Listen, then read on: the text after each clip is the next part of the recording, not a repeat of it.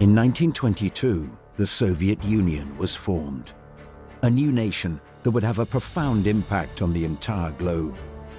It would emerge from the remnants of the Russian Empire after a long and bloody civil war. Russia, in the aftermath of the Bolshevik Revolution, was a country in absolute turmoil, a brutal and bloody clash of arms trying to wipe out this new regime before it can take control of the country. The Bolsheviks finally succeeded in about 1922, and then came the hard work of trying to create, for the first time ever, a new socialist country. From out of nowhere, Vladimir Lenin had become the leader of the largest nation on earth and was now imposing his will. Lenin won the war. Lenin won the revolution.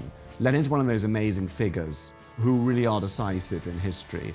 One's got to understand that Lenin was an autocratic character who really didn't want anyone to succeed him. That's true of most autocratic characters in history. But Lenin would have a successor who proved to be the most ruthless of all figures when dealing with both his own people and his foreign enemies. They realized after the revolution that the Soviet Union was surrounded by enemies. It didn't have a friend in the world. They felt that way, and they were probably right. And the only defense was to build an enormous army with a lot of tanks and a lot of aircraft and a lot of ships, which they did.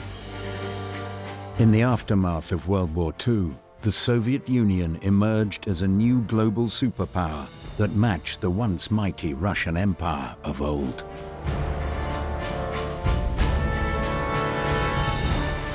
All of us who were then young, we were seeing great achievements by the Soviet Union.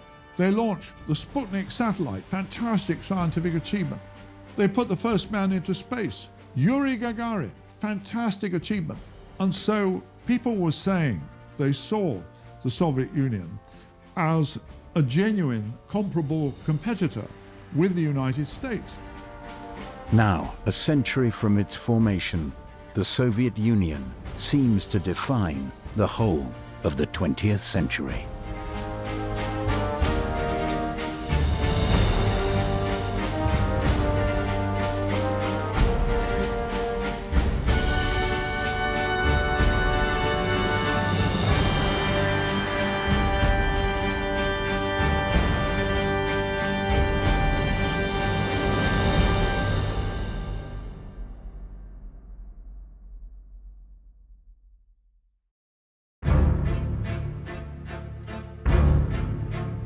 In 1917, the Romanov dynasty fell, and Vladimir Lenin and the Bolsheviks had managed to seize power in the Russian Revolution. This new government signed the Treaty of Brest-Litovsk with the Central Powers, bringing an end to Russian involvement in World War I.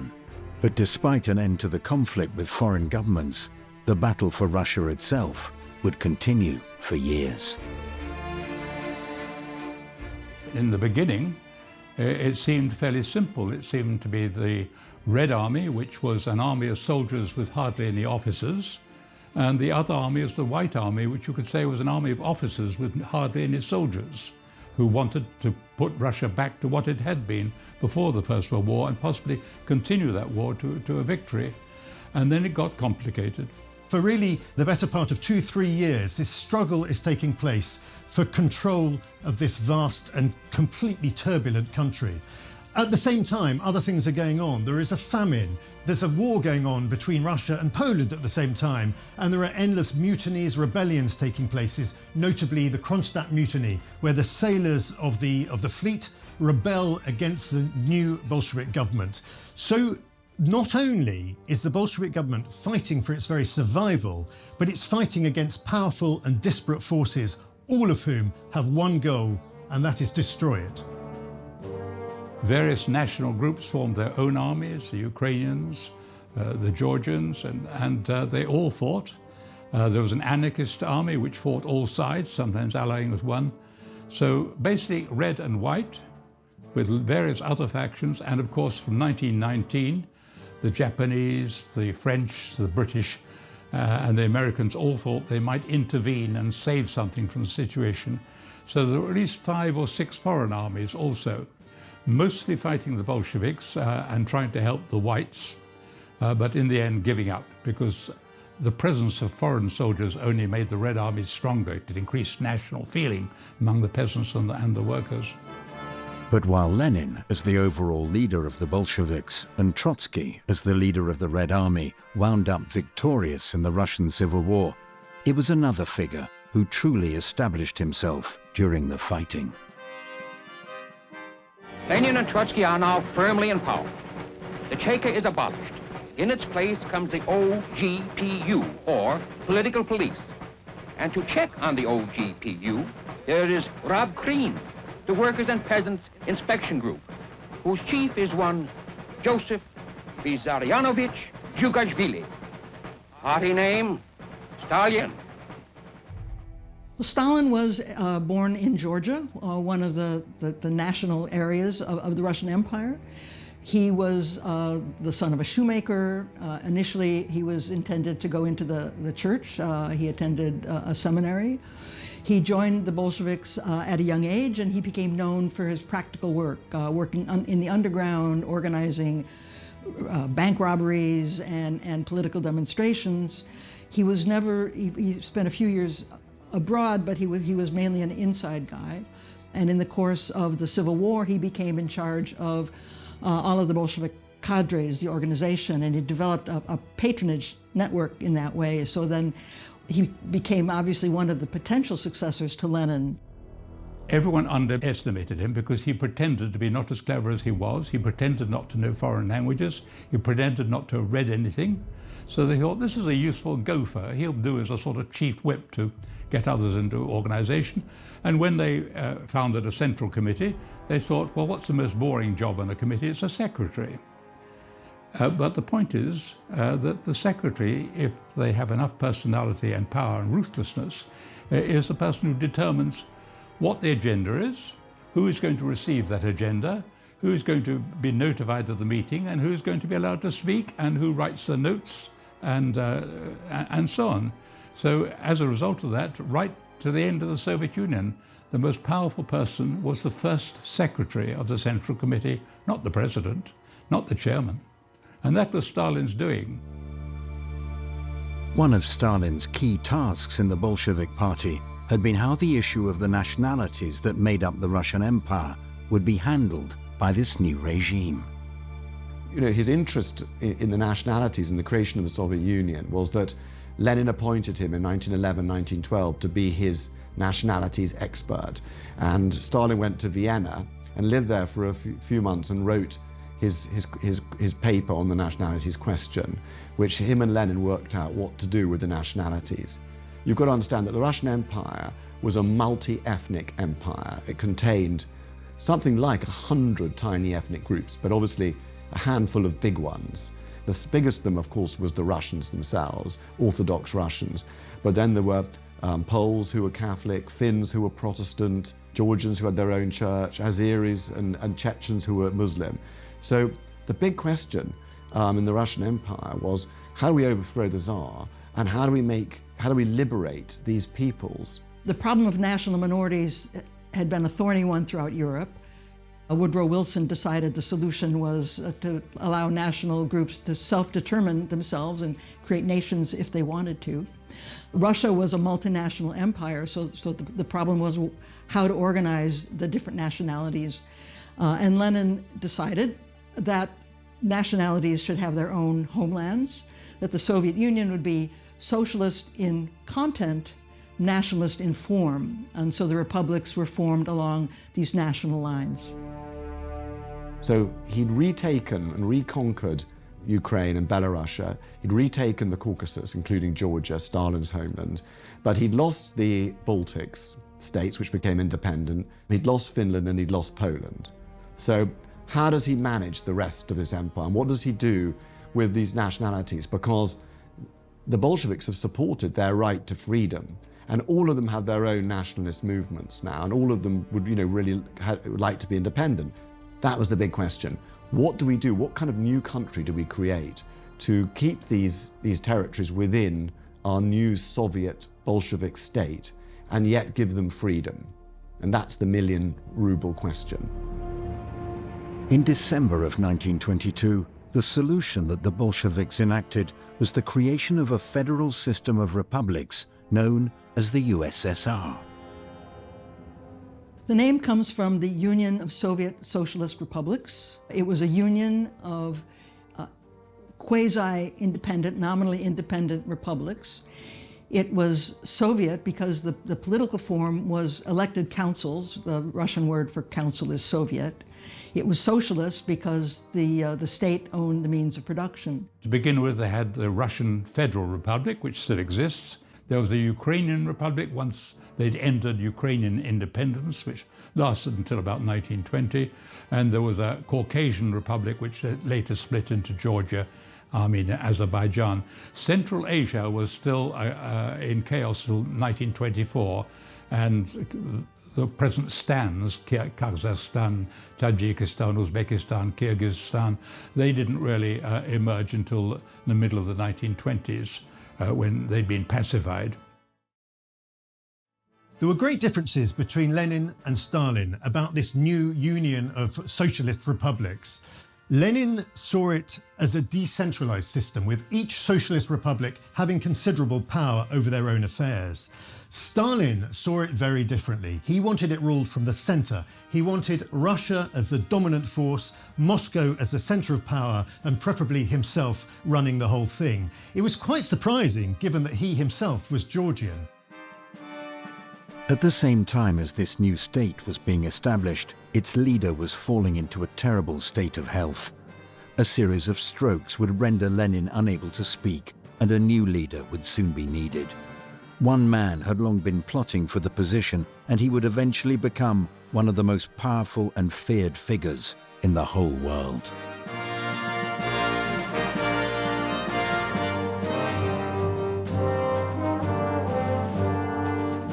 In January 1924, Vladimir Lenin died. The battle for succession of leadership in the Soviet Union was now truly underway, with one man, Stalin, determined to come out on top.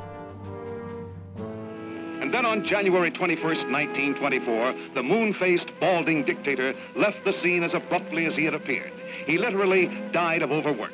His funeral was a monstrous affair. Hundreds of thousands queued up in the streets in 25-degree below zero weather. It seemed that everyone wanted to pay their last respects. Stalin removed his rivals systematically with incredible ingenuity and in such a way they didn't know it was happening.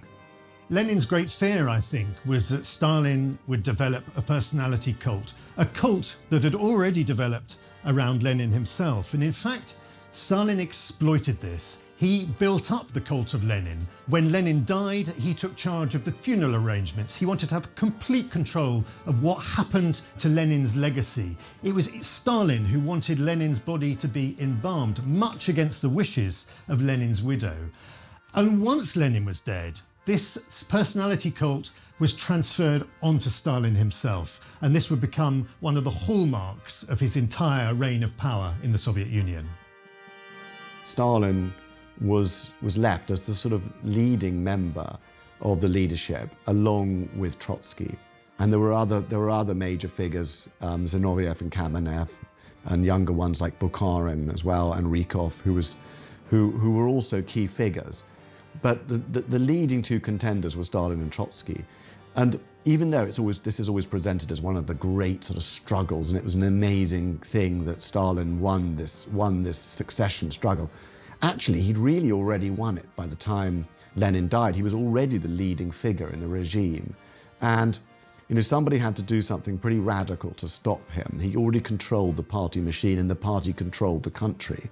So Trotsky was actually his ideal competitor.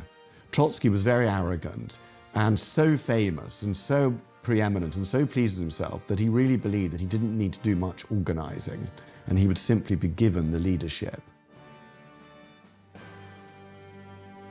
The first thing he did was to tell Trotsky he needed a rest and suggested that Trotsky go to the Caucasus. And Trotsky, who, although a very powerful figure, could be at times hysterical and have fainting fits and feel suddenly psychosomatically ill, Trotsky consented and he went pheasant shooting. And the instructions Stalin sent to the locals was he was not to meet anybody, he was not to receive any telegrams or letters. So Trotsky missed Lenin's funeral. And you know, people who miss funerals miss the will reading and miss the distribution of the spoils. Stalin's maneuvers during Lenin's funeral would be the beginning of the end for Leon Trotsky's role in the newly formed USSR, and the beginning of Stalin's radical plans for the nation. Stalin, Zinoviev, and Kamenev forced Trotsky into exile. Then Stalin overrules his two associates and ends the new economic policy. In its place come three successive five-year plans, all designed to emphasize productive capacity, especially heavy industry and power output.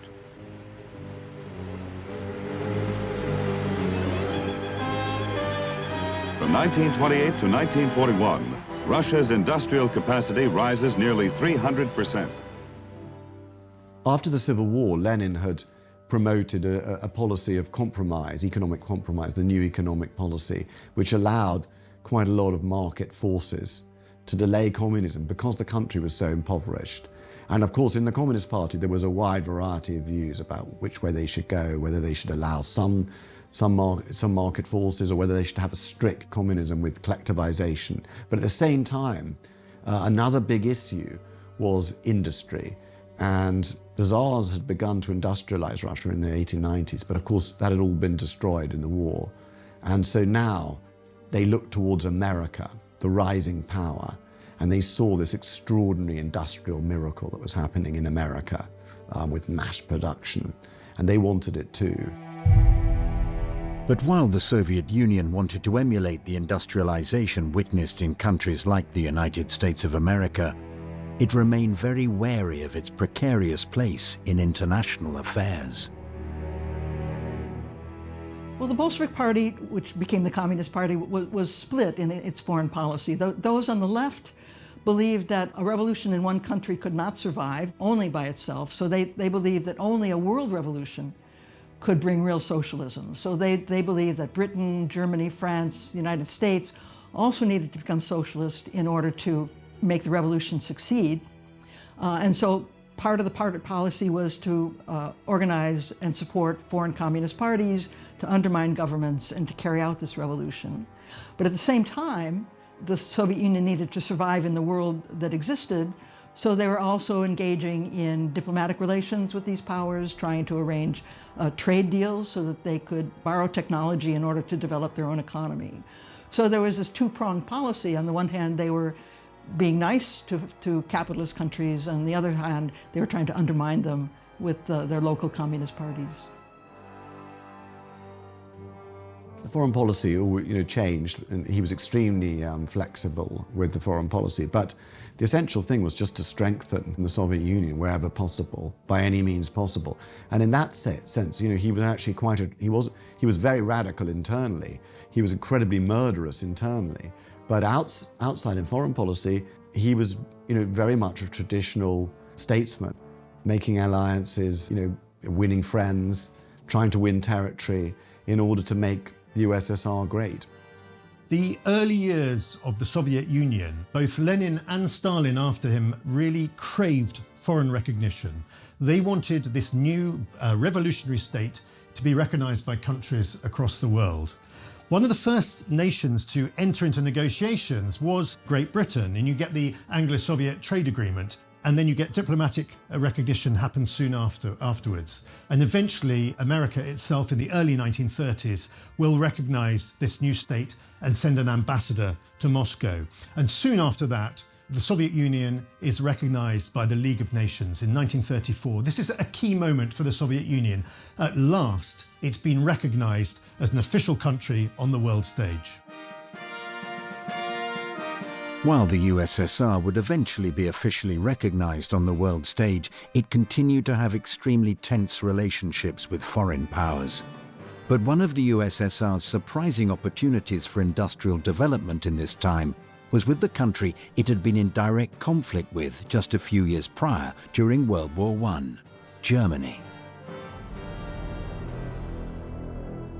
Germany, after the First World War, was a pariah state. It wasn't allowed to have an army, wasn't allowed to have tanks or aeroplanes. So it came to agreement with another pariah state, the Soviet Union, and they developed submarines, tanks, and aircraft in various sites on the Volga. Well, this was the first socialist country in the world, so it was a tremendous experiment in transforming an economic system, modernize the country to build hydroelectric dams, to build the economy. The Soviet economic elite decided that centralized economic planning would be the most efficient way to mobilize resources. So targets were set for every sector of the economy by the center, and orders were given to all parts of the economy to fulfill their parts of the plan. So initially, they recognized that they needed to build infrastructure and heavy industries, transportation, energy sector, and machine manufacturing in order to provide the capacity to then develop the economy further into consumer goods and a broad-based economy. But everything was mobilized toward the plan. And so Stalin, in the end, embraced the extreme leftist view of communism, which was collectivize, eliminate all property, but also to make this into a great power and to promote industrialization.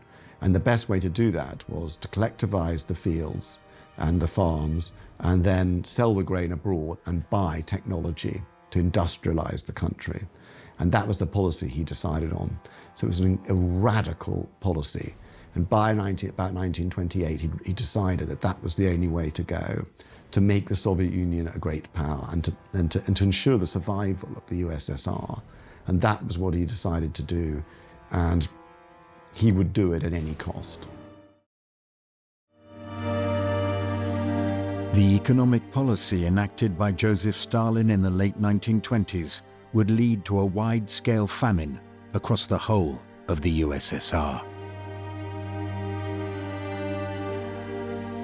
He did it by, first of all, introducing a policy of collective farms. They had been tried briefly in the 1920s and found that peasants didn't want to have their horses owned collectively and rebelled against it, and that was quickly abandoned. And then he tried again in 1929, and this time it was organized with the help of the Red Army, and it is said for the first time in Russian history, peasants ate all the meat they wanted to, because rather than hand over their pigs and sheep and cows, they just had an enormous feast and ate as much as they could. One of both Lenin's policies and Stalin's policies was the destruction of the wealthy farming class, the yeoman farmers, if you like. These are farmers who had quite a lot of land and produced a lot of produce which they would then sell on. This was deemed unacceptable to the Bolshevik regime, and they were to be liquidated. And other farmers, the smaller peasant farmers, were to be gathered into collective farms and produce grain and supplies for the benefit of the state. This was an absolute disaster because on the one hand, Stalin had wiped out the one class of farmers that produced a surplus, and there was no longer any incentive for the rest of the peasant farmers to produce any food that was going to be taken from them anyway. What happens next is the Great Famine of the early 1930s. The regime would not listen to signals from below. They wouldn't listen to the fact that there was no seed to plant, and they insisted on high quotas anyway. And this led to an even worse harvest the next year with loss of life and devastation, mostly in Ukraine because this was the main grain growing area, but it would also affected parts of southern Siberia and eastern Russia as well. So historians who've looked very closely at this don't believe this was a deliberate attack on Ukrainian nationalism or Ukrainian independence. It was just a terribly tragic manifestation of mistakes made in economic planning and an unwillingness to collect unbiased information, but rather trying to believe the most rosy predictions and reports rather than the actual reports. Records weren't kept properly, but we know how many people died simply because of the census report, that in 1937 there are about 12 million people missing from the population. Well, they shot the people who took the census, and they had a new census which was faked. And the problem with this famine was that there was a depression going on all over Europe and so on, and there wasn't much demand for buying grain from the Soviet Union, so the price wasn't good. They had to sell more and more in order to finance their industrialization. So that famine killed an enormous number of people, between 10 million and perhaps 15 million, because it happened not only to Ukrainians, it happened to Russian farmers. There was a sort of insanity about it, the agricultural policy. And the workers, I think, party workers got quite cynical. They realized their job was to destroy. So vineyards were torn up and farms destroyed, animals destroyed. The grain wasn't even stored properly. It rotted in great railway sidings. So it was a form of madness. But it did solve one problem. It got rid of the peasantry as a force. Those who survived were cowed. But it was not just the peasantry that was terrorized. The very leadership of the government and the original Bolshevik revolutionaries would also be targeted. He would take his old Bolshevik comrades, many of whom had helped him maneuver him into the position of absolute power, and he would proceed to liquidate them in these show trials that took place in Moscow. Men like Kamenev, like Zinoviev were put on trial on trumped-up charges, and there was never any doubt that they were going to be found guilty. And he really went through many of his old Bolshevik comrades. They were put on trial, they were found guilty, and they were executed. It was absolutely brutal. These are also the years of the great executions called Yezhovshchina, in honor of Stalin's executioner, N.I. Yezhov. How many people are permanently removed from circulation? No one knows. In some provinces, as much as 4% of the population vanishes. Kamenev and Zinoviev, who helped Stalin seize power, are quickly disposed of. To have been a friend of either one of them is now a crime. For this and related activities, well over half of the top communist leadership and thousands of lesser officials vanish, as do most of the army officers.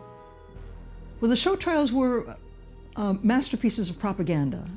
They were meant to be public displays of crime and punishment, and they were carefully rehearsed, they were carefully prepared. Those that were sentenced in these trials, their confessions were scripted. Hundreds of people were invited to witness them. They were covered by the media, and they were an attempt to prove to the people at large that there were enemies in the country, and that Stalin was doing a good job of finding them and rooting them out. It was also a demonstration to foreign governments that the Soviet Union was intent on preserving its integrity. And Stalin was helped by his chief of police at the time, who was a decadent poet and who had a lot to do with the theatre. And if you know the Stanislavski method of acting, which still survives today, the Stanislavski method of acting is very destructive for the actor because it tells the actor, you've got to be whoever you are. And prisoners, when arrested and interrogated, were trained, just as Stanislavski trained actors. Their trials were rehearsed. So when they appeared in court, they would say, yes, I'm terribly guilty. I've been a Japanese spy all my life. And they would then, of course, make mistakes, saying they'd met somebody in a hotel which hadn't existed for 40 years. A lot of foreigners were convinced, quite influential foreigners, historians like Christopher Hill, Bernard Shaw, people who you thought had more brains, were convinced, oh, if he says he's guilty, he must be guilty. A very few of Yezhov's victims are given trials. Some of the trials are remarkable. For example, several defendants are convicted of conspiring with Trotsky in 1936 in the Hotel Bristol in Copenhagen. In actual fact, in 1936, the hotel was no longer in business. Next case, in 1938, Yezhov himself is purged, together with many purged judges, labor camp operators, and the like. His basic plan was, you know, when he looked at the Soviet Union, he saw there was disloyalty in the party. A lot of people wanted to get rid of him. A lot of people weren't happy with his collectivization policy and the suffering of the peasants. You know, there was disloyalty in his own family. And, you know, also the party bosses had become like little princes running their own territories. So he decided the way to deal with this was by bloodshed, by terror, quite deliberately. And he launched the Great Terror in 1935-36, in which over 1 million people, basically innocent, were executed. This is also a time when there's a great expansion of the gulags. These are prison camps, often in far-flung places in Siberia, miles from anywhere, where political prisoners, troublemakers, or anyone deemed to be hostile to the regime would be sent off there, often walking there under unspeakable conditions, and they'd be simply locked away. And they'd have to work. They were forced labour camps. They were fed very little food. They were held in the most primitive conditions. In the depths of winter in Siberia, it was freezing cold, and millions, maybe 1.5 million, 2 million people died in these camps. But it meant that by the end of the 1930s, Stalin was absolute master of the Soviet Union. He had simply wiped out anyone who could challenge his leadership. Some 2,000 delegates who were at the 1934 Communist Party Congress, 2/3 of them would have lost their lives by the end of the Great Terror. So the leadership was disproportionately targeted. But there were many other victims as well. Other whole groups of victims were members of national minorities who could be suspected of disloyalty in case a war came. So there was a German minority in Russia that had been there for 200 years. It was feared they would be disloyal. So they were rounded up and executed. Poles living on the borderlands between the Soviet Union and Poland, it was feared that they would turn on the Soviet Union in case of a war. So they were also targeted and victimized, not for anything they did, but just for the language that they spoke, basically. So it was a completely cynical thing. It went on for about 18 months, and then there were several incidents which even Stalin realized made it impossible to go on. For instance, there was a low-temperature laboratory in Moscow, and they'd arrested so many of the scientists that it was about to explode and destroy a large amount of the new Russian underground that was being built. And so they decided to reverse things. The little chief of police, Nikolai Yezhov, had become a drunk, completely drunk, and was stopping to turn up for work.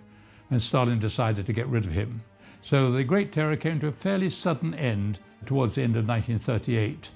And 1939 became a sort of almost paradise year in which you could write what you liked, you could walk the streets, you could say what you liked, and nobody seemed to be bothered. It didn't last long, but it was an extraordinary period, 1939. If you look at the books that were published then, and you can see Stalin started relaxing. After the Great Terror, he was in some ways morally exhausted.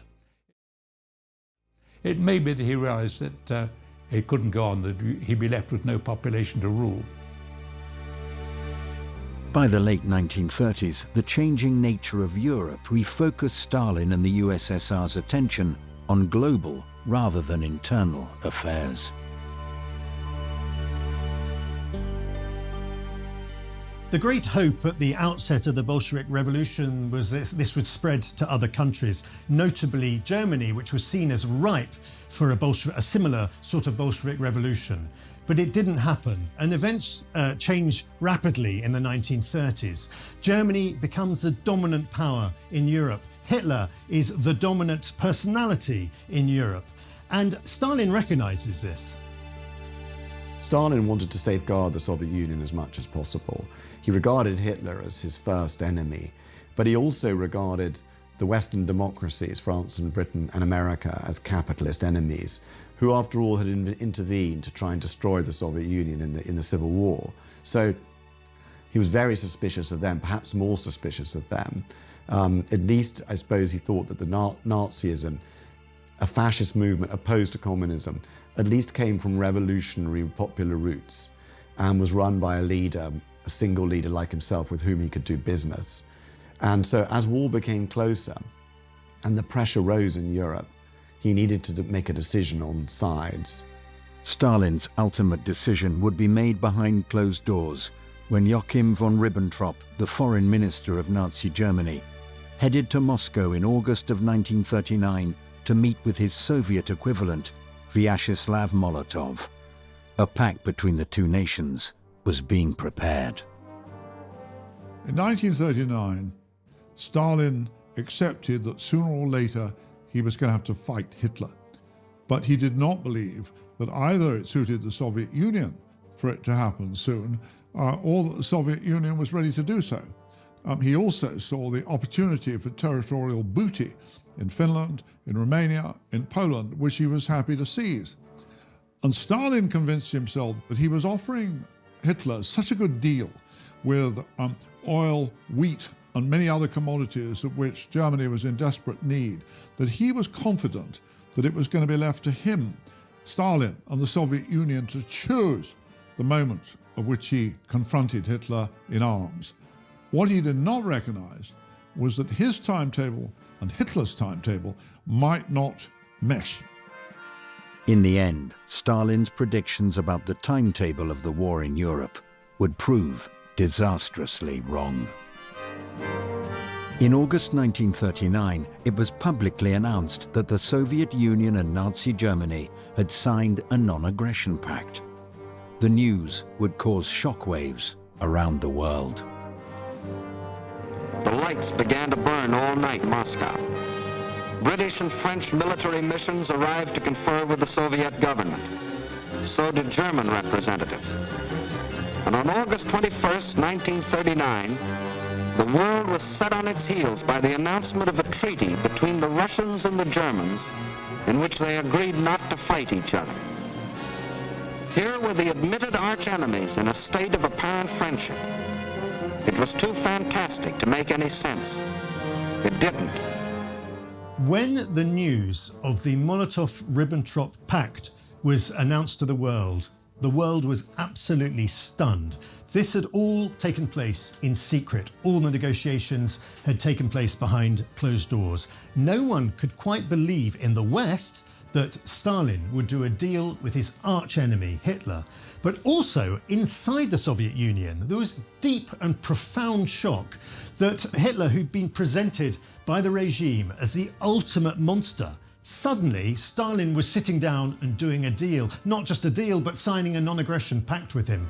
Well, Stalin and the Soviet leaders were very much afraid of Hitler's intentions, starting from when Hitler came to power in 1933 with an avowed anti-communist platform. One of the first things Hitler did was to outlaw the German Communist Party and imprison the German communists. It was starting in 1936, therefore, the Soviet Union adopted a policy of support for popular fronts, trying to rally all socialists and all moderates in popular fronts against fascism. So they were very much trying to join an international coalition to fight Nazism and to fight fascism. From 1936 to 1939, Stalin was trying to join various collective security pacts with Britain and with France, but they were not letting him in. And when Stalin was excluded from the Munich agreements, he began to feel that he was going to be excluded from any protection that collective security might give the Soviet Union. So then they started negotiating on the other side for some sort of pact with Hitler that would protect them. Many communists in Western Europe and in the United States were deeply bewildered by the Molotov-Ribbentrop Pact. This was something completely unexpected, something they could not reconcile with their enormously high ideals. But in the end they did so. They believed that the Comintern and the Kremlin must know what they were doing, and so they went along with it. But it did sow extraordinary confusion in the minds of Western communists. So it was a cynical thing to do, to suddenly announce that the Germans were your friends and to start imprisoning people that you denounced Hitler in their books and articles at Communist Party dictate. And for 2 years, of course, this was official policy. We collaborate with Hitler because at least he's fighting the capitalist West. Just over a week after the Molotov-Ribbentrop Pact was announced, Nazi Germany invaded the western half of Poland, marking the beginning of World War II. Only a couple of weeks later, the Soviet Union took over the eastern half of Poland in exactly the way that the two nations had secretly agreed.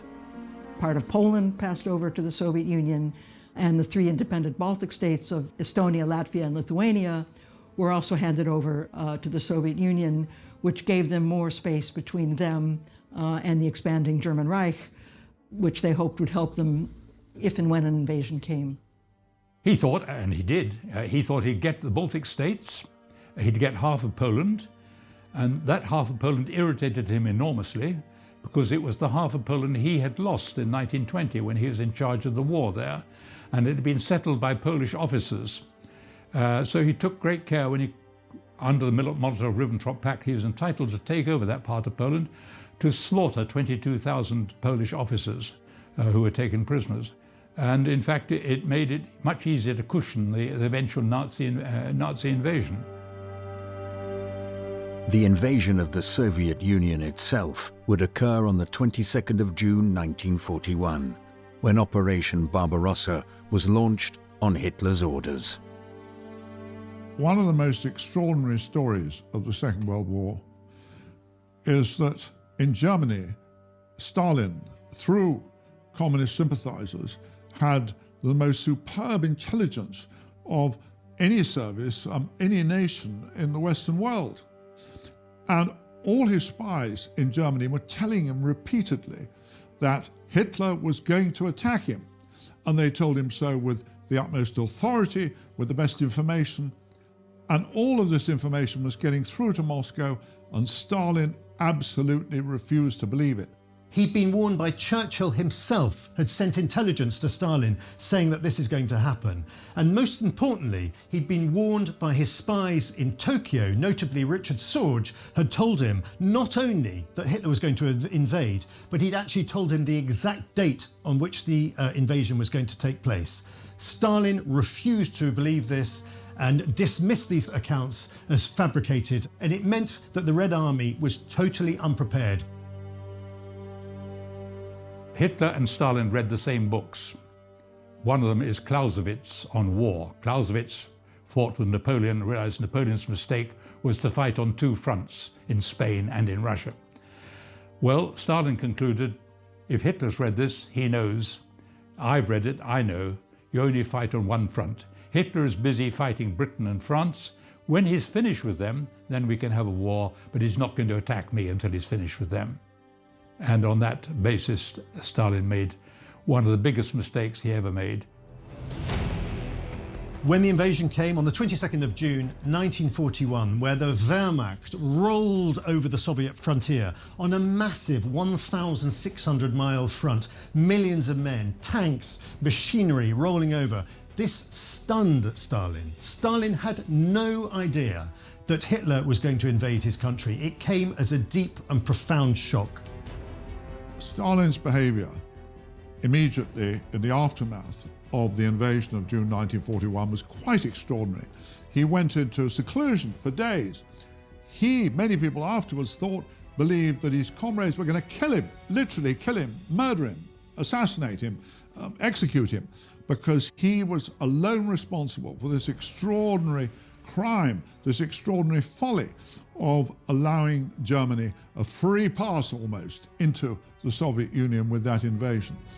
And so all these frightened men around him who Stalin was expecting to kill him, for the first few days, they too were in chaos. They too were bewildered. They too couldn't think what to do. And in the end, Stalin rallied.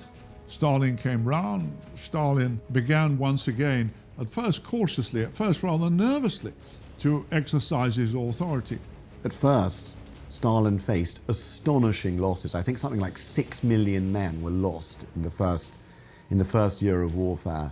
And Hitler raced towards Moscow, towards Leningrad, into Ukraine, towards Kharkov, taking everything before him, before the Russians started to sort of gather a proper resistance and started to fight back and stop them, which they only managed to do in October 1941 outside Moscow. But before then, it looked like everything was collapsing. And Stalin himself said, Lenin left us a state and we've screwed it up. And for a second, he doubted that whether he could do this.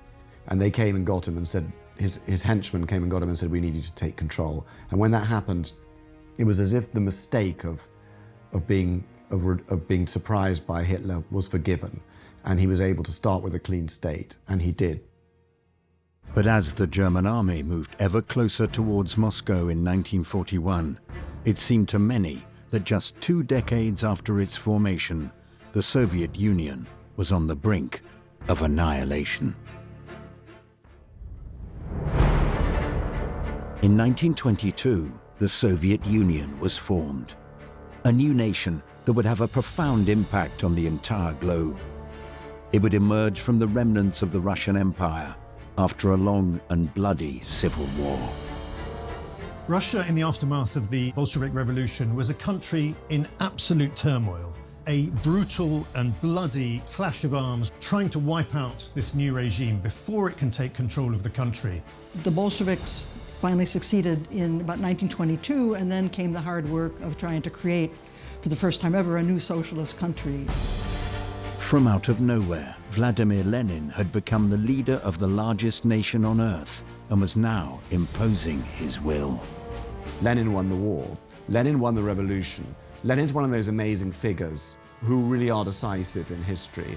One's got to understand that Lenin was an autocratic character who really didn't want anyone to succeed him. That's true of most autocratic characters in history.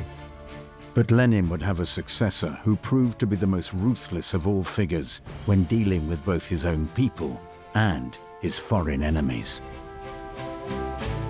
They realized after the revolution that the Soviet Union was surrounded by enemies. It didn't have a friend in the world. They felt that way, and they were probably right. And the only defense was to build an enormous army with a lot of tanks and a lot of aircraft and a lot of ships, which they did. In the aftermath of World War II, the Soviet Union emerged as a new global superpower that matched the once mighty Russian Empire of old.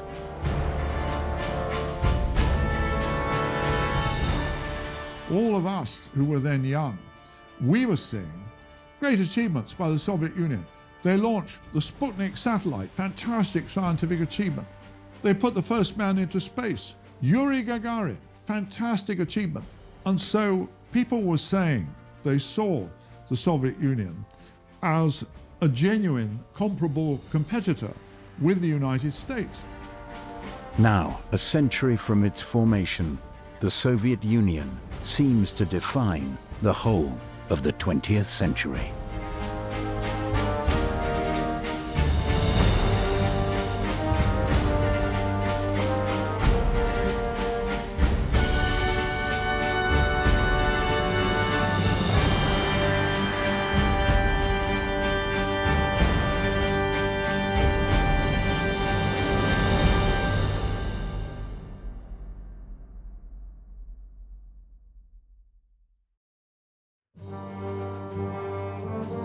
On the 22nd of June 1941, Adolf Hitler launched Operation Barbarossa, a gargantuan military invasion of the Soviet Union. The Eastern Front of World War II had been opened, and for a while, it looked as if the Soviet Union might be doomed. The first days and weeks and months of the German invasion of the Soviet Union were a military catastrophe.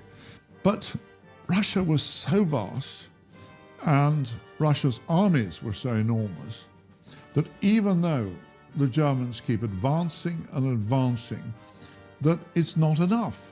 As time went on, this Nazi war machine was stopped. It was stopped in front of Leningrad, it was stopped in front of Moscow, and it was absolutely imperative for the Nazis to capture Moscow before winter began. And it looked like they were going to achieve this. They captured notably the towns of Vyazma and Bryansk. These are very close to Moscow. And this happened shortly before the winter set in. And it looked very likely that they would seize Moscow as well. But Stalin ordered that Moscow was to be held at all costs. He saw that this was the great prize for Hitler, and he was determined to ensure that Hitler did not capture Moscow. And so you have this incredible counter-defense of the capital city. It's hard to think of any single occasion when another nation has successfully invaded Russia and come to, even the Mongols couldn't get any further than the forests and the bogs. And Napoleon, of course, made some terrible mistakes with the weather reports. Hitler made the same mistake and has said Russia is a very easy country to get into, but an impossible country to get out of. So that was a part of it. There was just unlimited manpower. This was the first time they had a genuine enemy. They'd had false enemies that Stalin invented. Now they had a real one. Amazing achievement of the war was in the first 4 months or so of the war to evacuate heavy industry from Ukraine, which was the city of Kharkov especially, which was going to be under attack, moved hundreds and hundreds of kilometers to safe haven behind the Urals. And within a matter of months, for example, the Kharkov tractor factory was up and running, producing tanks, despite the disruption. How it was done is a miracle. Heavy industry just dismantled, put on trains, moved to the Urals, re-erected and working. And then they produced tanks that were actually superior to German tanks, the T-72, which I think still rolls about today, which shells just bounced off them. The Soviet Union is not the hollow shell that Hitler convinced himself that it was before he launched Operation Barbarossa. This is a vast, fantastically powerful, fantastically motivated country and society which can do things that we have never dreamed of. And so those German generals who had not been frightened by the British or the French or the Poles, suddenly they feel this sense around the heart. They feel, these Russians, this is something far more formidable, far more frightening than anything we've hitherto had to face. And as those winter battles began around Moscow in the autumn and winter, in October and November of 1941, even though Hitler was far from admitting it, most of the smartest people in the inner circle of the Third Reich realized that that terrifying iron hand of defeat was staring them in the face. In order to help guarantee eventual victory, the Soviet Union quickly made a new alliance with the Western powers that had once treated it with enormous suspicion. An alliance of pragmatism was formed. Once they met together, in August 1942, Churchill went over to see Stalin, and Stalin was actually at the greatest crisis of the war. Looked like he was going to lose the whole South, the oil fields, Stalingrad, and the Caucasus. Churchill arrived, and they made a sort of deal. They became kind of, they respected each other. And Churchill told him that they weren't going to do an invasion of Europe, an invasion of France yet, but that they would ultimately. But for the moment, they had to build trust among themselves. And so the three of them met at Tehran for the first time in 1943. There they really began to build a sort of rapport between the three of them, particularly Roosevelt and Stalin.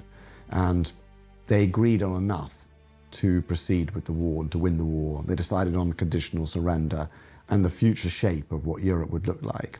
Here, the chief executives of Britain and the United States met for the first time with Marshal Stalin. They reaffirmed their country's determination to work together in the war and in the peace to follow. The battles that the Soviet Union fought on the Eastern Front were on an almost unimaginable scale and would turn the tide in favor of this new alliance. These battles inside the Soviet Union were on a scale that had never been seen before in the history of warfare. These huge, titanic struggles, the struggle for Leningrad, the struggle for Stalingrad, the massive tank battle, the greatest tank battle in history that took place at Kursk. The death toll in these battles were absolutely enormous. Millions and millions of Soviet soldiers would lose their lives on these battlefields. It was a people's war. The people's homeland was being invaded, and so they resisted. There were partisan groups behind Nazi lines. Everybody, whether or not they had been victimized by the purges or not, or liked Stalin or didn't, they wanted to defend the homeland. Tremendous numbers of victims. A whole generation of young men was lost to the Soviet Union, and economic destruction, the burning of fields, of factories, tremendous losses. In the beginning of 1945, when it was clear that the Allies were going to win the war, the big three, Stalin, Churchill, and Roosevelt, met at Yalta to thrash out a new world order. They were to decide, really, what was to happen to the world once Nazi Germany had been defeated. The three parties reach a firm accord on military and political points. Coordinated plans are made for great new blows against Germany from all directions. Reaffirming the resolve of the United Nations to cooperate fully after the war, Roosevelt, Churchill, and Stalin reach agreement on the foundations of European peace. Germany shall be disarmed. German militarism and Nazism will be destroyed. Just over 2 months after the Yalta Conference, Soviet forces reached Berlin and raised the victory banner over the Reichstag. Only a few hundred yards away, Adolf Hitler had committed suicide in the Führer bunker. The European theatre of World War II had come to a decisive end. But the battle lines of the Cold War were already being drawn. In July 1945, the Potsdam Conference began. The leaders of the victorious Allied countries met in Germany, which had unconditionally surrendered just 9 weeks earlier. It would be the last time Stalin ever left the Soviet Union. Stalin and the Soviet Union emerged from the war both weak and very powerful.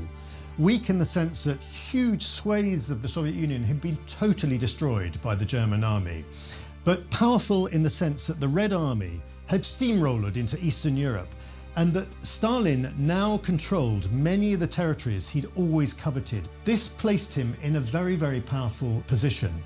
Germany itself was to be split into 2 separate parts. The Soviets, Stalin was going to control the east of Germany, and the Western Allies, Britain, France, and America, were to control the western sector of Germany. And they were going to do likewise for Berlin. Good progress at the Berlin Conference. Reparations settled, boundaries adjusted, peoples relocated. New problems will still arise tomorrow, but today we have an international organization to work them out, so that problems do not become conflicts. The Big Three changes, but the Big Three goes on. The president dies, another ably takes his place. A prime minister leaves the conference to stand a free election, and by the choice of his people, a new prime minister returns to his seat. But the conference goes on. The promise made at Tehran and reaffirmed in Berlin is kept on schedule.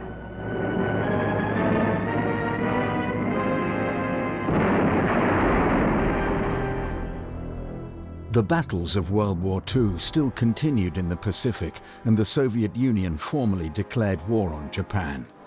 But it would not be long before they surrendered following the dropping of the atomic bomb on Hiroshima and Nagasaki. The Allies were now fully victorious in World War II. But things ended very differently for the Big Three. Roosevelt died before the end of the war. Stalin was now stronger than ever, and Churchill feared the Soviet Union's power over Europe.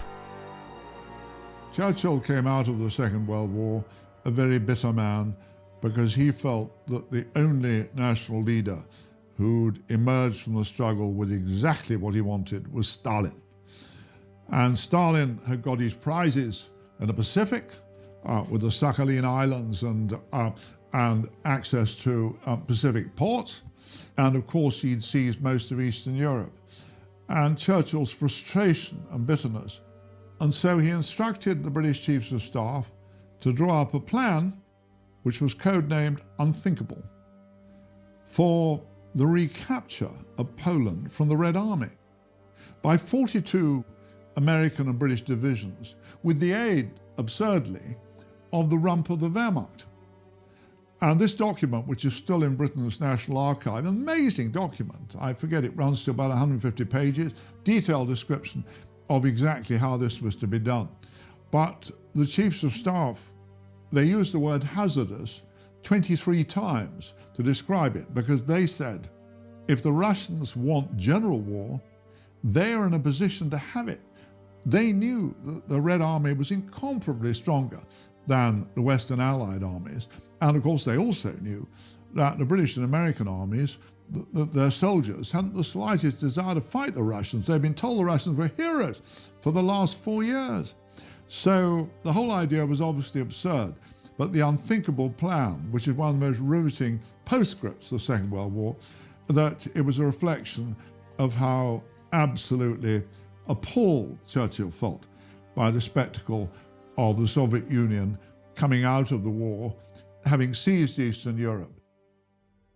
Stalin was always determined that all the countries that he occupied with the Red Army would somehow become Soviet satellite states. And he said, you know, whatever we discuss with the Westerners, the old rule will be true. You know, whoever has their army there will install their own system, and that's what happened. So very quickly, he installed a system through all those countries, you know, Poland, Hungary, Czechoslovakia, Bulgaria, Romania, and Yugoslavia first, all became people's democracies.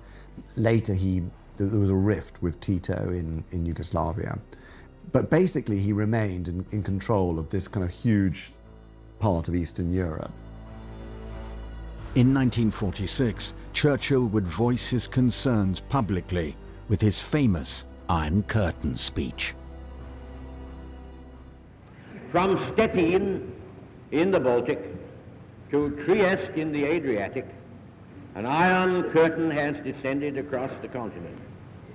Behind that line lie all the capitals of the ancient states of Central and Eastern Europe: Warsaw, Berlin, Prague, Vienna, Budapest, Belgrade, Bucharest, and Sofia. All these famous cities and the populations around them lie in what I must call the Soviet sphere. One of the key moments in the post-war period came in the spring of 1946, when Winston Churchill, no longer Prime Minister at this point, travelled to America, and with President Truman, he went to Fulton, Missouri, and made his famous Iron Curtain speech. He says, from Stettin in the Baltic to Trieste on the Adriatic, an Iron Curtain has descended over Europe. Now remember, at this time, the Western Allies wanted to try and retain their alliance with Stalin. They were hoping that this military alliance that had worked so well during the war could be continued into this post-war period. But Churchill realizes that everything has changed, that Stalin is no longer a reliable ally, and so he makes this speech. It's an explosive speech. It sends shockwaves around the world because Truman, Attlee in England, they're trying to maintain this alliance, and Churchill has effectively lobbed a stick of dynamite into this. Well, Churchill's speech acknowledged what was already happening, that communist governments were taking over in one country after another. There was a lot of suspicion between the East and the West. So the Cold War didn't begin all at once. It was a series of maneuvers and then responses. A big factor in the hardening of the Cold War was the Marshall Plan, inaugurated by the United States, which pledged millions and millions of dollars to rebuild Europe. They offered Marshall Plan aid to the East European countries as a way to entice them to come over to the side of the West, but also knowing that Stalin wouldn't let them accept that.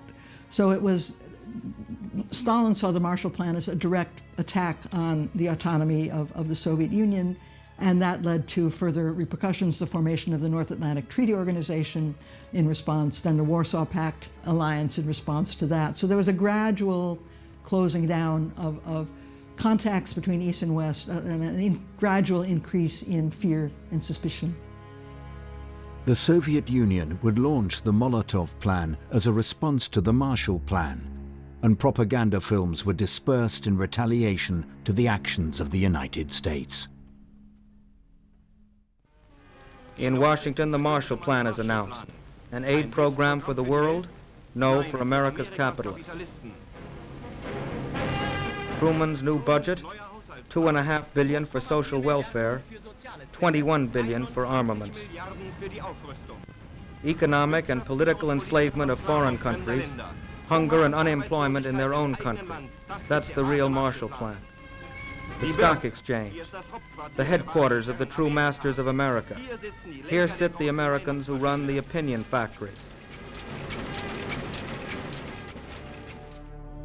Well, the next thing is to decide whether to make war on the Allies. And they have the atom bomb, and he has not. And so the most important thing is to get an atom bomb.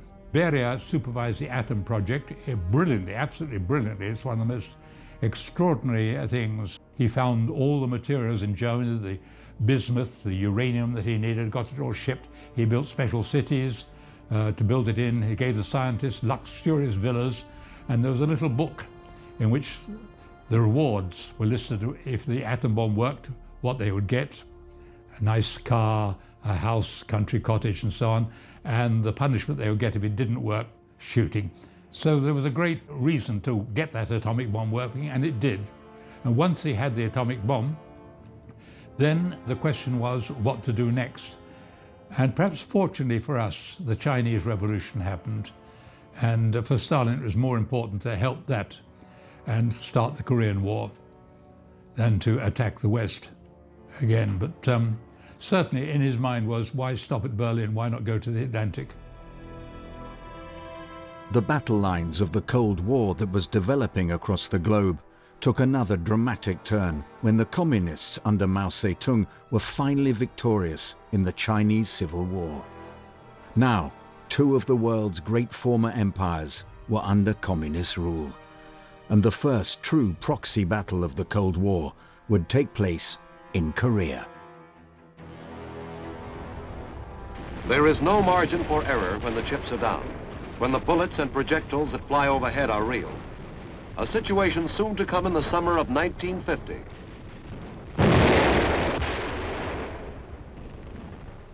Thousands of miles away on the other side of the Pacific, trouble was being fermented. North Koreans, plotted by the communists, were massing strength for a war against the democratic government of Korea, a war which threatened the peace of all nations. 1953 would prove a pivotal year. The Korean War would end in a stalemate, and Joseph Stalin's rule over the Soviet Union came to a dramatic close. On the 5th of March 1953, the Soviet Union announced that its leader, Joseph Stalin, had died. Stalin is dead. The Kremlin's cold stone walls, the eerie face of Moscow, a howling wind and snow adding to the somber picture is the description accompanying the announcement that the most powerful dictator in history has come to the inevitable end. The scramble for power is the next chapter. There were no immediate indications of who would succeed Stalin. Molotov or Malenkov, their names fitted into the pattern of the struggle for Stalin's mantle, as did the name of Beria. As this newsreel went to print, the word had not yet come from Moscow. But Stalin's life was history: intrigue, ruthless ambition, absolute power. Rather like with Lenin, there was no kind of obvious successor to Stalin, and Stalin, like Lenin, believed he was indispensable and no one could succeed him. And that was to a certain extent true, because just as there was never another Lenin, there was never another Stalin. But what he left behind were a bunch of terrified apparatchiks who were used to being under Stalin's thumb. The leading successor, it seemed, was going to be Malenkov, who was a rather fat, young and ruthless apparatchik who'd served Stalin and done a lot of dirty work. Khrushchev was much more dynamic, and no one thought he would succeed Stalin, least of all Stalin, because he was coarse, semi-literate, a ruffian, badly educated, and therefore could never be an ideologist.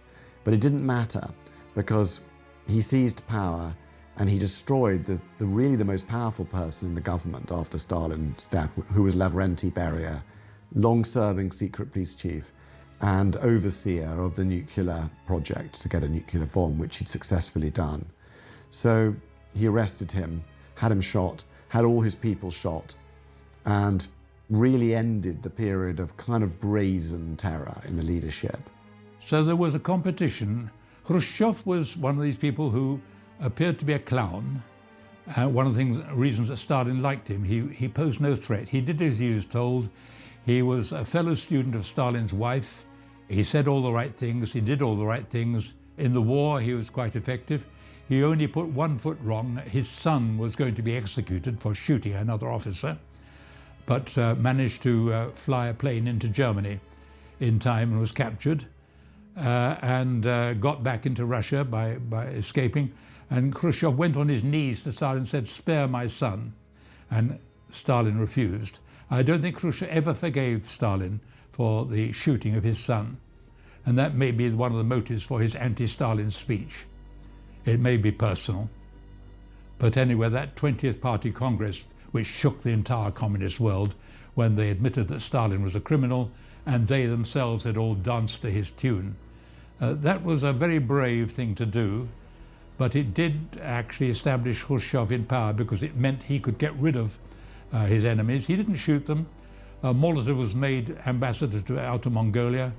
Malenkov, I think, was put in charge of an electric power station in Siberia. Not very nice punishments, but better than death, I suppose. Nikita Khrushchev's shocking 1956 speech, in which he denounced the cult of personality that had formed around Stalin, would be a major contributor to the Sino-Soviet split. But although relations with the other great communist world power were now soured, Khrushchev would also soon earn major political victories for the Soviet Union. And on October 4th, 1957, a world-stirring event took place.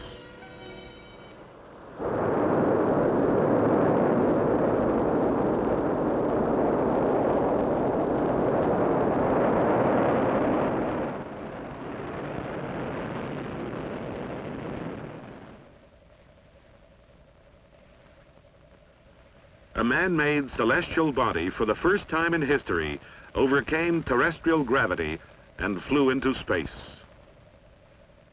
During the early to mid-50s, the Americans had been developing their space program, and they announced that they were soon to launch a satellite into space. This was a huge moment and a huge triumph. But what did the Soviets do? They had been developing their own satellite as well, and they got there first. This was Khrushchev's great triumph, was to launch Sputnik before the Americans. It was a public relations coup.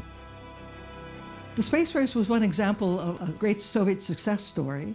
The economy was improving after the war, but it wasn't running on all cylinders at this time. But the space race began as a quasi-arms race, knowing that the Americans were trying to build rockets. The Soviet Union mobilized all of its resources into launching a satellite and then to launching a man into space so that they could be the first. So when they're able to mobilize all resources toward this one goal, and they had brilliant scientists, they also had scientists who had been Germans who had gone over to the Soviet Union. They had tremendous brain power and tremendous technological capability, and with all the resources at their disposal, they were able to be the first into space. The launch of the Sputnik satellite generated frenzied attention around the world. But at the same time, an arms race was in full effect, and acts of espionage were at extraordinary levels on both sides. A crisis point was reached when pilot Francis Gary Powers took off from Peshawar in Pakistan in 1960, and his U-2 spy plane was brought down by Soviet air defenses. Secret reconnaissance of Russia by high-flying American U-2 jets ended when one was downed deep in Soviet territory. Its pilot, Francis Powers, was made the subject of a showcase trial. Powers' family was in the courtroom as Russia began massive exploitation of this propaganda windfall. Powers' conviction was inevitable, and the U-2 affair became Khrushchev's pretext to torpedo the Paris Summit Conference. So in September of 1959, Khrushchev had met Eisenhower at Camp David in America, and the two men had agreed to meet again in Paris in the following spring. And this was duly to go ahead. But something intervenes in the meantime, something that causes a crisis in relations between the Soviet Union and the United States. And this is the shooting down of a U-2 spy plane piloted by Gary Powers. Khrushchev gave a personal order to his air defenses to shoot down an American U-2 spy plane over Soviet airspace. For 3 or 4 years, American planes have been intruding over Russian airspace freely, at very high altitude, and the Russians had no fighters or missiles that could reach them. By 1960, they did. And he thought, and who can blame him, that for the Americans to spend a spy plane flying over their airspace on May the 1st, May Day, the most sacred day in the Soviet Bolshevik calendar, to fly over his airspace was a deliberate insult, and so he gave the order to shoot it down. Khrushchev played his cards very skillfully and ruthlessly. That initially he announced the shooting down the plane, but he did not admit that he captured its pilot, Major Gary Powers. And so the Americans got themselves deeper and deeper into a tissue of lies about this being a weather plane and so on and so forth. And only 2 days later did Khrushchev reveal that they had Major Gary Powers and announced triumphantly to the world, and our cameras are better than the American cameras that we found on the U-2. So the humiliation was terrific. This throws relations between the two countries into absolute crisis. Khrushchev storms off back to Moscow. He won't have anything more to do with these talks, and he cancels the intended visit of Eisenhower to Moscow. Eisenhower is very disappointed. He was really looking forward to going, but this is cancelled, and relations between the two countries descend once more into crisis. The U-2 incident was eventually resolved by an exchange of Gary Powers for a Soviet spy named Rudolf Abel, who'd been captured in the United States. The technological war would continue, though, and the Soviets struck another victory when they launched the first man into space in 1961, Yuri Gagarin.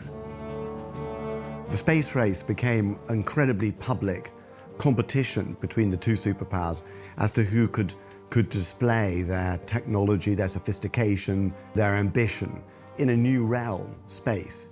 And that was really what the space race was about, and why both countries put massive amounts into sending people into space and competing in that way. And of course, you know, the Soviet propaganda machine made all the cosmonauts into massive heroes, just as the American propaganda machine made their astronauts into huge heroes.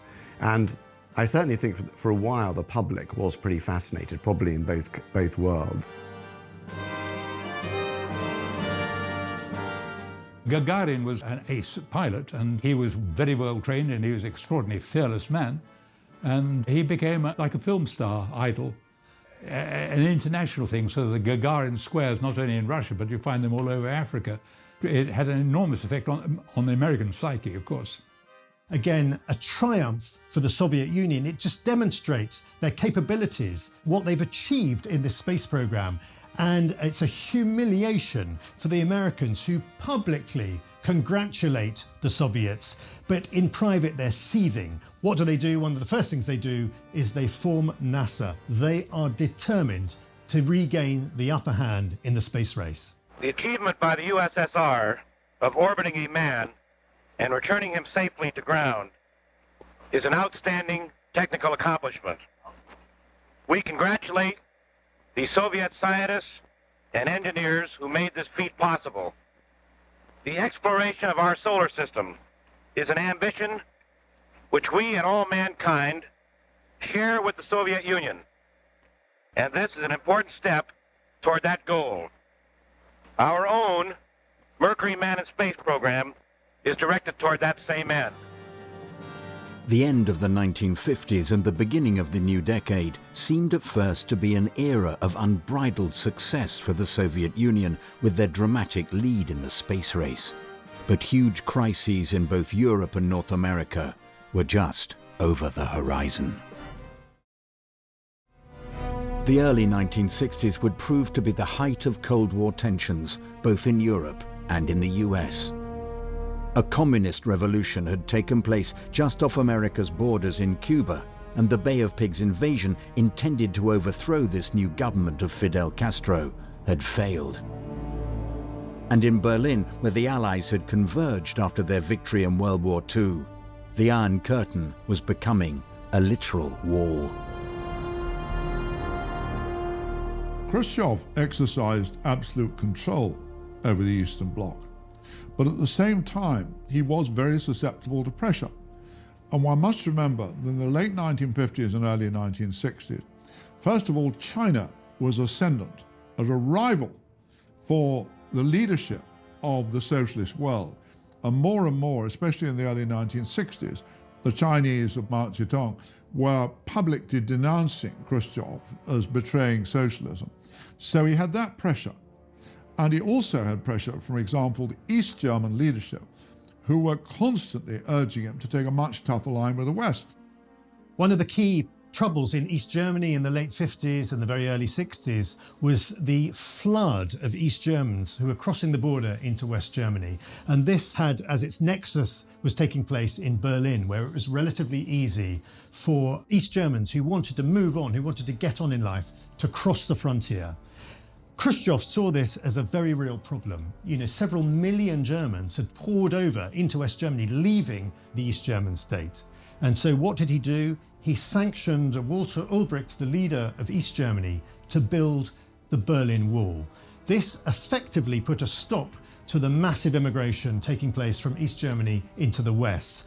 But it also was a PR disaster. It did not look good to have to build a wall to keep your own people in. The East Germans don't seem to have guards enough to plug every hole. When a soldier's attention is diverted by others, a hole is cut in the barbed wire and Khrushchev's face is slapped again.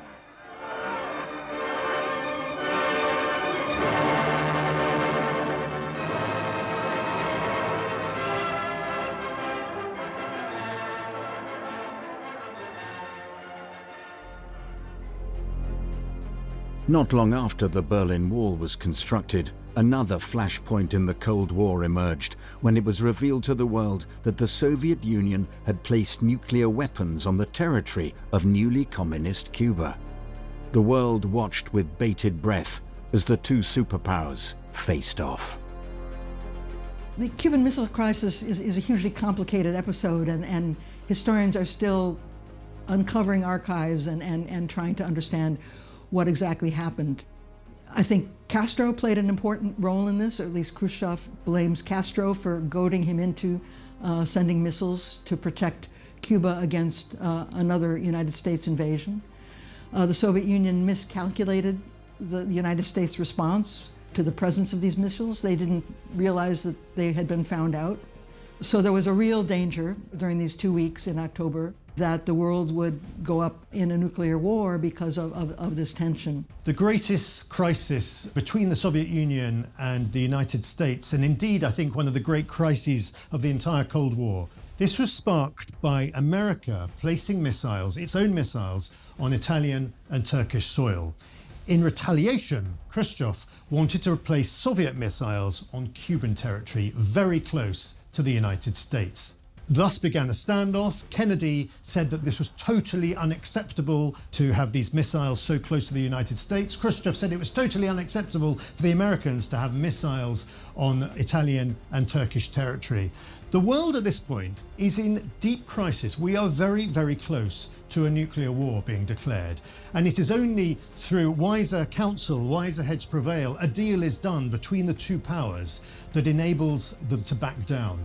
Khrushchev launched the Cuban Missile Crisis as a way to break the impasse that he felt, the sort of stagnation that he felt was taking place in the rivalry between the two superpowers.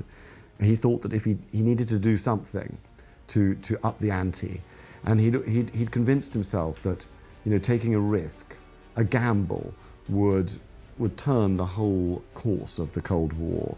And he'd seen a hint of it when, in 1956, during the Suez Crisis, he'd threatened that if Britain, France and Israel didn't withdraw from Egypt, he would use nuclear weapons. And it's a moment that's often forgotten. And America had forced them to withdraw. So he saw that as evidence that nuclear brinksmanship really worked. And so what better way to break the impasse and to overcome American power and wealth than to place weapons right in America's backyard and to defend a new fraternal revolution in Cuba. And so that's why he did it. He was also a member, one of the World War II generation, like all the Soviet leaders, and they were actually very, very afraid of war. They'd seen what war did, even conventional war. And so, he thought he'd win that point. Call on the chairman of the Council of Ministers of the Soviet Union on a point of order.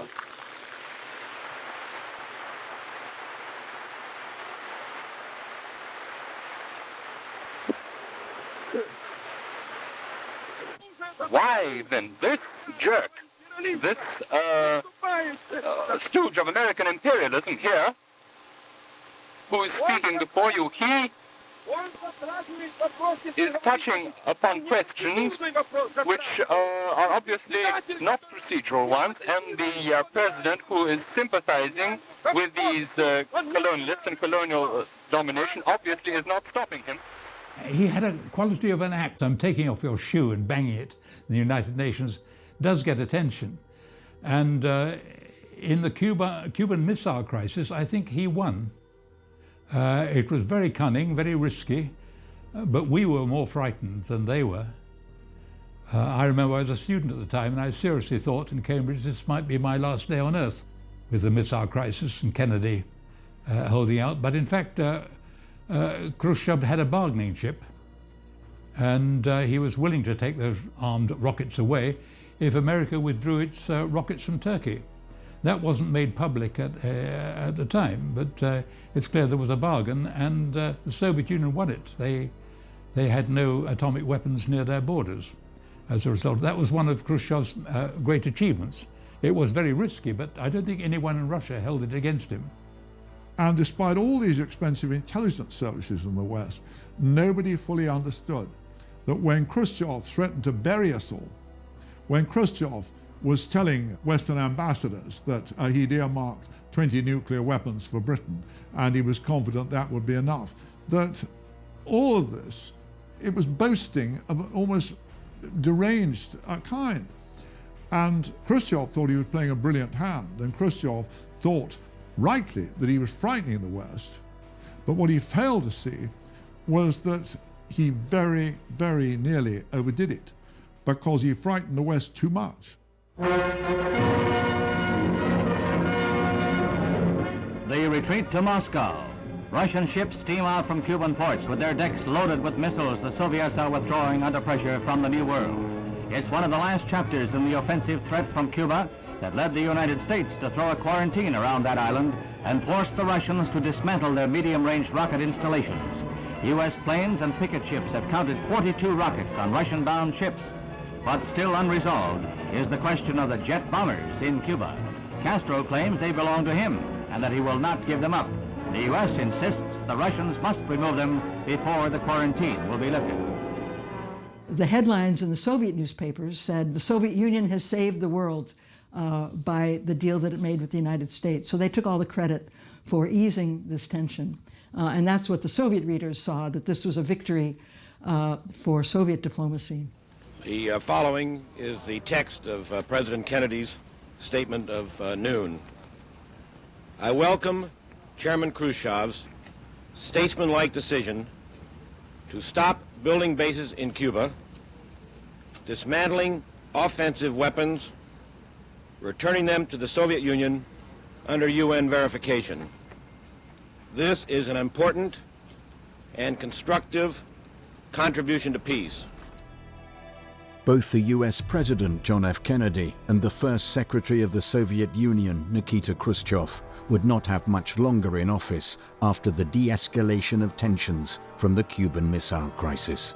JFK was infamously assassinated in November 1963, and Khrushchev would be maneuvered from power the following year. It was soon to be the era of Leonid Brezhnev in the Soviet Union.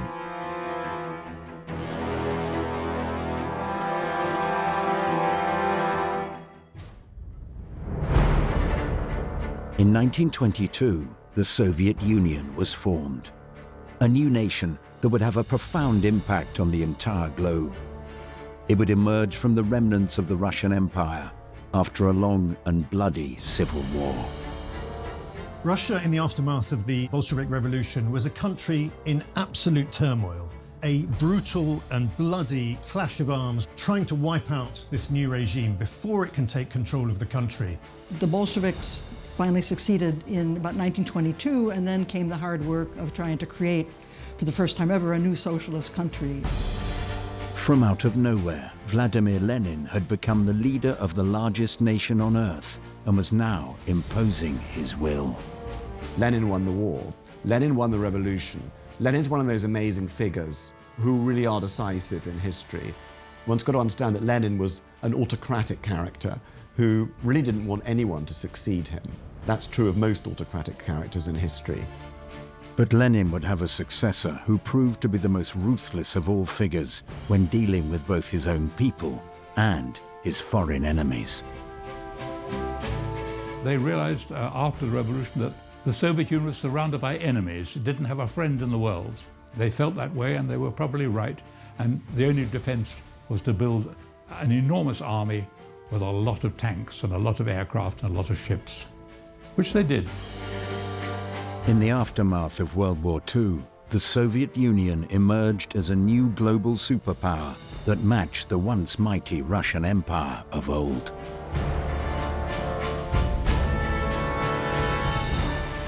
All of us who were then young, we were seeing great achievements by the Soviet Union. They launched the Sputnik satellite, fantastic scientific achievement. They put the first man into space, Yuri Gagarin, fantastic achievement.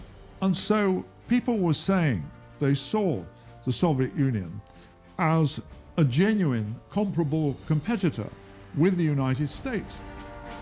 Now, a century from its formation, the Soviet Union seems to define the whole of the 20th century.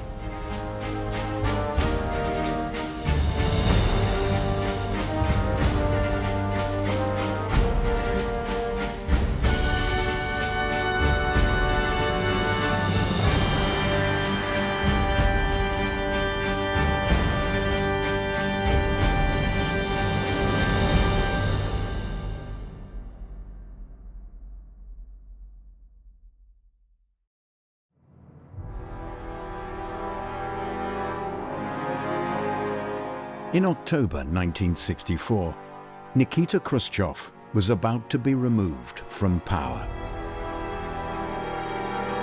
Whilst on vacation in Pitsunda on the Black Sea, he grew suspicious of activities developing in Moscow, and he immediately flew back to the capital city. Upon arrival, he was forced to step down as leader of the Soviet Union.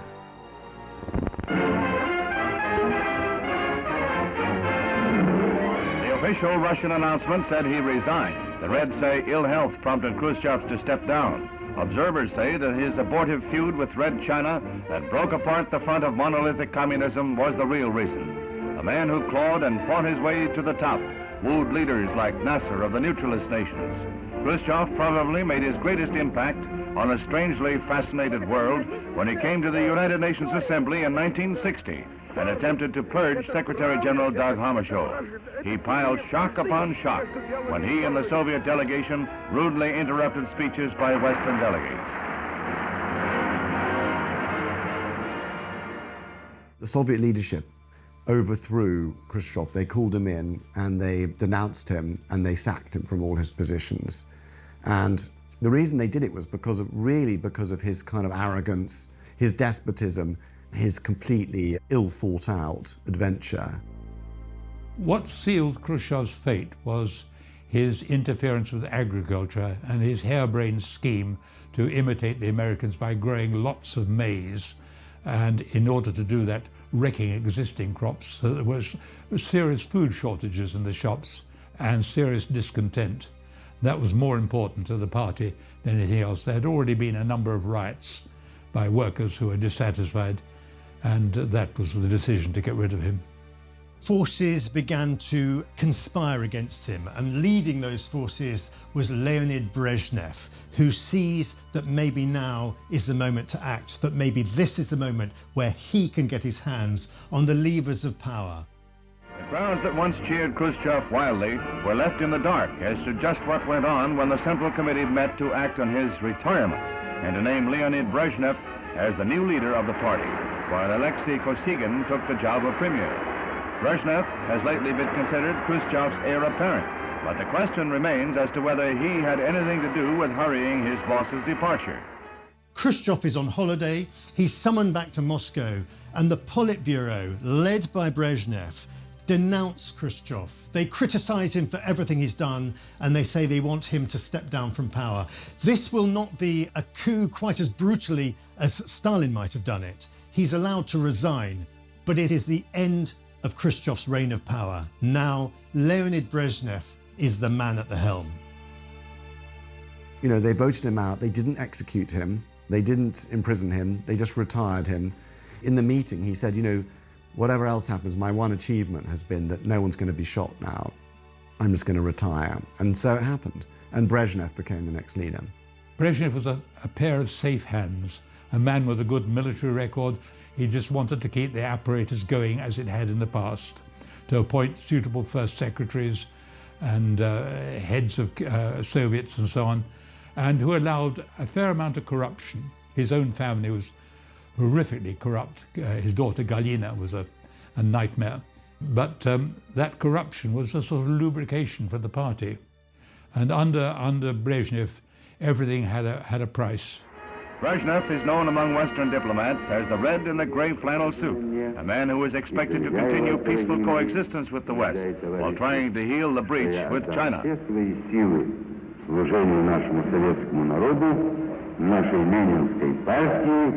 It had been indicated that Brezhnev would be Khrushchev's successor on his death, but no specter of death or disgrace marred the scene of Khrushchev's 70th birthday party last spring.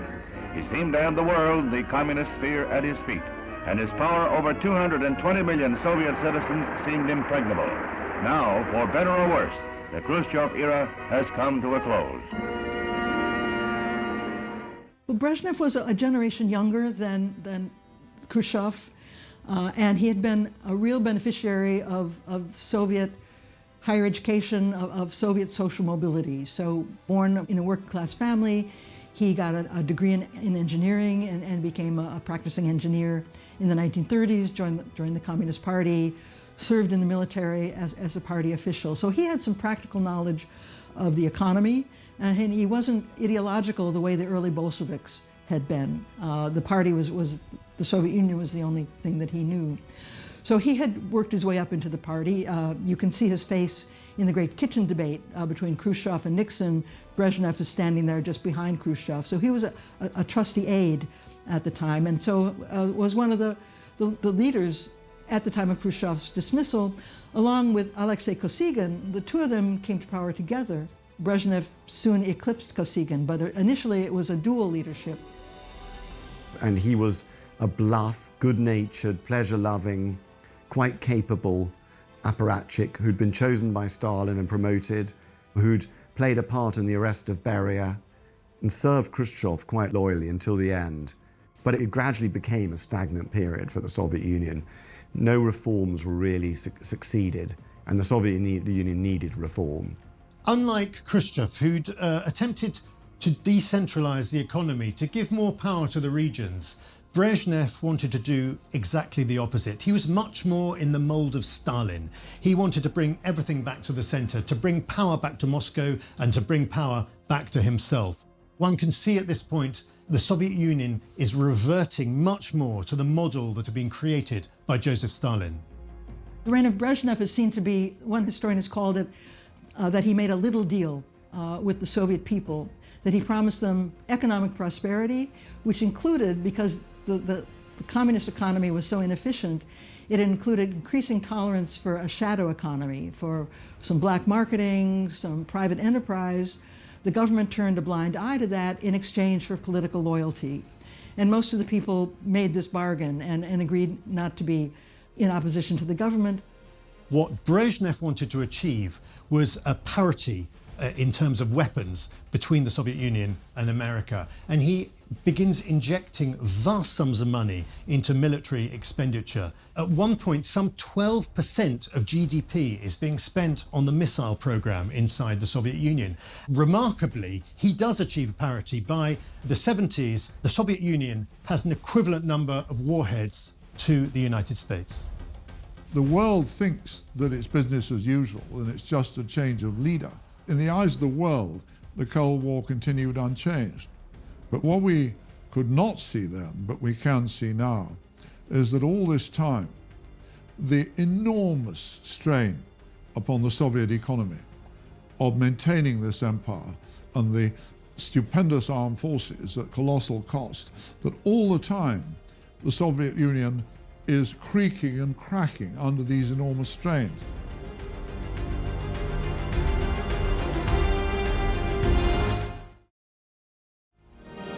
Since 1954, every American president has offered support to the people of South Vietnam. We have helped to build, and we have helped to defend. Thus, over many years, we have made a national pledge to help South Vietnam defend its independence. And I intend to keep that promise. In 1965, President Lyndon Baines Johnson followed up on his promise and ordered US troops to intervene directly in Vietnam. One of the great proxy battles of the Cold War had begun.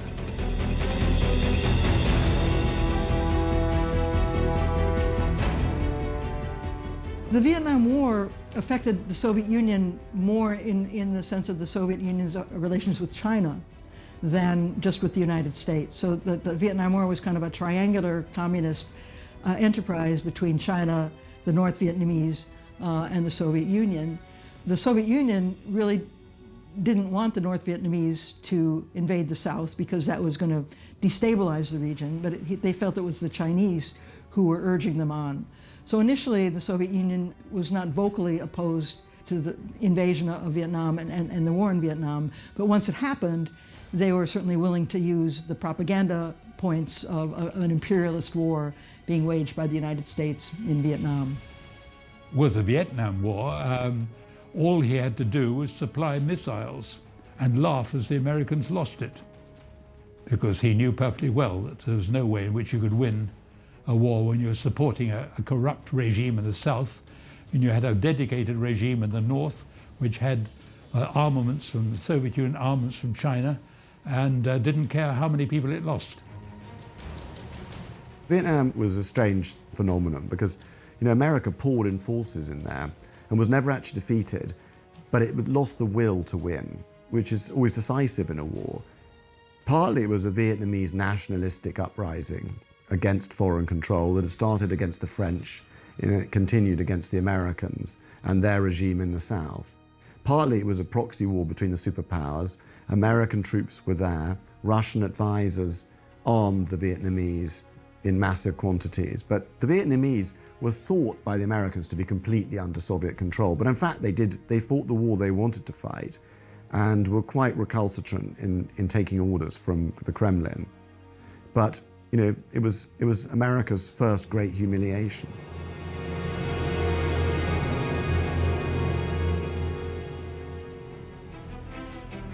But just as America was becoming embroiled in Vietnam, the Soviet Union was facing its own battle in Europe.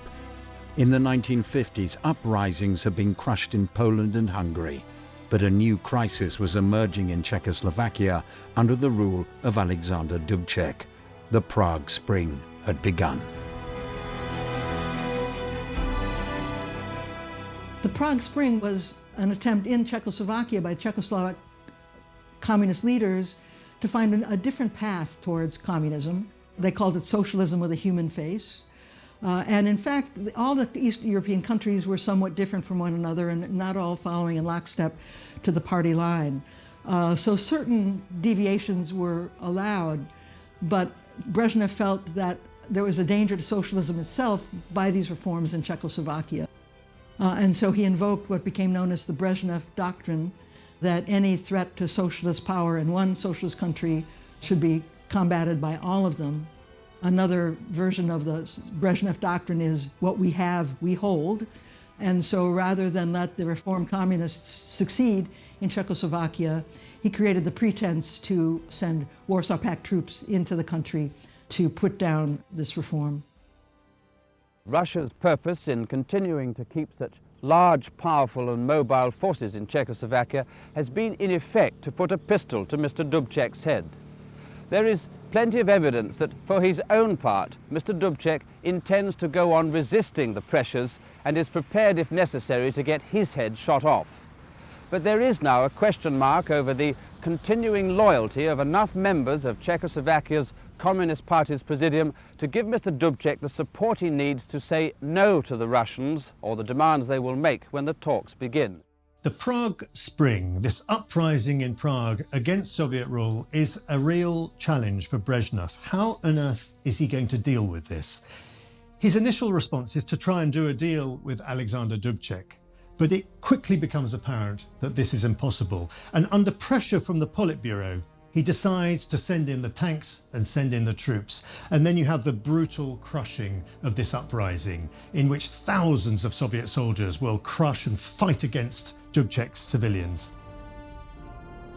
Never again in the Cold War did either Soviet Union or the United States attempt to interfere in each other's recognized spheres of influence. The Americans, who'd already stood by amid terrible bloodbaths in the Polish shipyards, amid the 1956 Hungarian uprising, 1968, when there was the uprising in Prague, the Prague Spring, that once again the Americans did nothing and the Russians were left free to crush that. Whereas, again, while all that was going on in Vietnam, although of course the Soviet Union provided terrific material aid to Vietnam, at no time did the Soviet Union think of directly intervening in the Vietnam War. So never again was there such a dangerous moment when either side attempted to infringe each other's spheres of influence. The first 2.5 decades of the Cold War had been filled with revolutionary uprisings and proxy battles all across the globe. But as the 1970s began, a surprising period of détente emerged, where more direct relations between the Western world and the communist world were established. In China, with Zhou Enlai, President Nixon begins a dialogue which marks an historic change in American policy. A political realist, the president knows that communication with China is indispensable to his grand design, the result of a long, careful planning, of a vision for peace born long ago. The thrust for peace leads to the Soviet Union. The president will not be dissuaded by the days of hard negotiation ahead. The opportunity to reduce world tension is at hand, and he achieves a breakthrough with agreements in environment, space, medicine, and a trade pact creating new jobs for Americans. But most significant of all, a treaty to limit arms.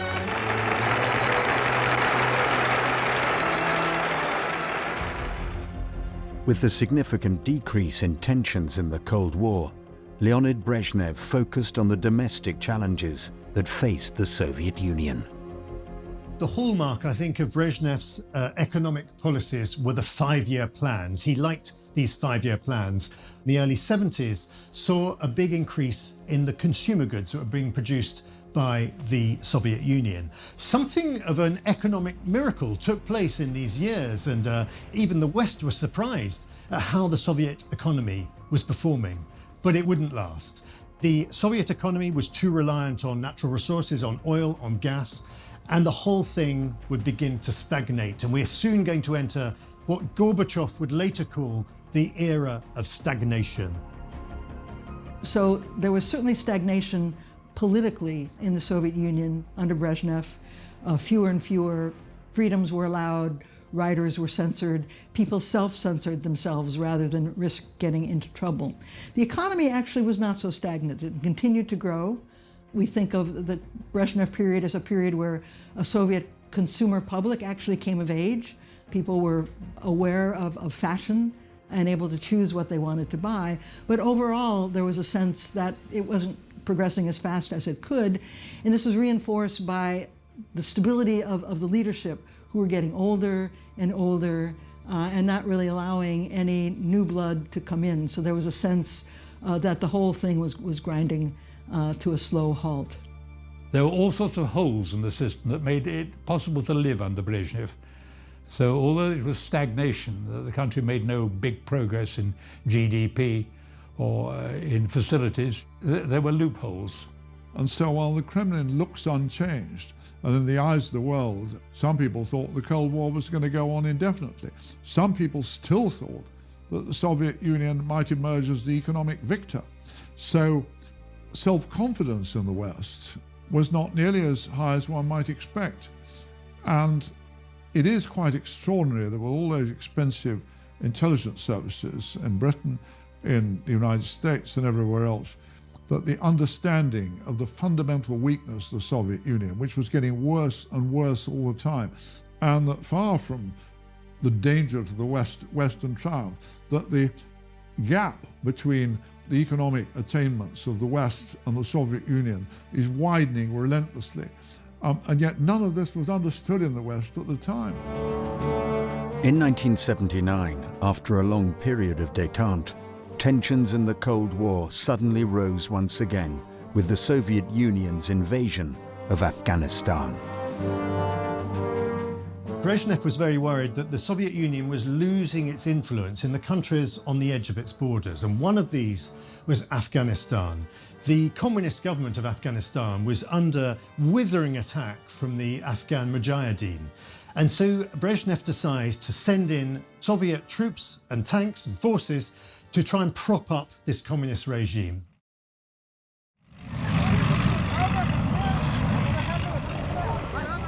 The Soviet invasion of Afghanistan was part of the Soviet effort to project itself as an alternative to capitalism in the eyes of the Third World. So they were always trying to promote liberation movements, independence movements. 1978, a communist government took power in Afghanistan. There was internal fighting. The first government was overthrown. A second communist government came to power. They appealed to the Soviet Union for help against their enemies. And so the Soviet Union agreed to send in troops to help keep them in power. The plan was really controlled or proposed by Andropov, who was the head of the KGB and was the most clever and interesting person in the leadership and really the most talented.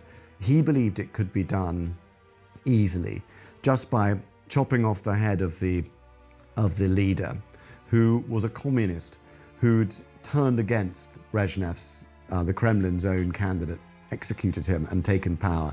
They didn't trust this guy, who was called Hafizullah Amin.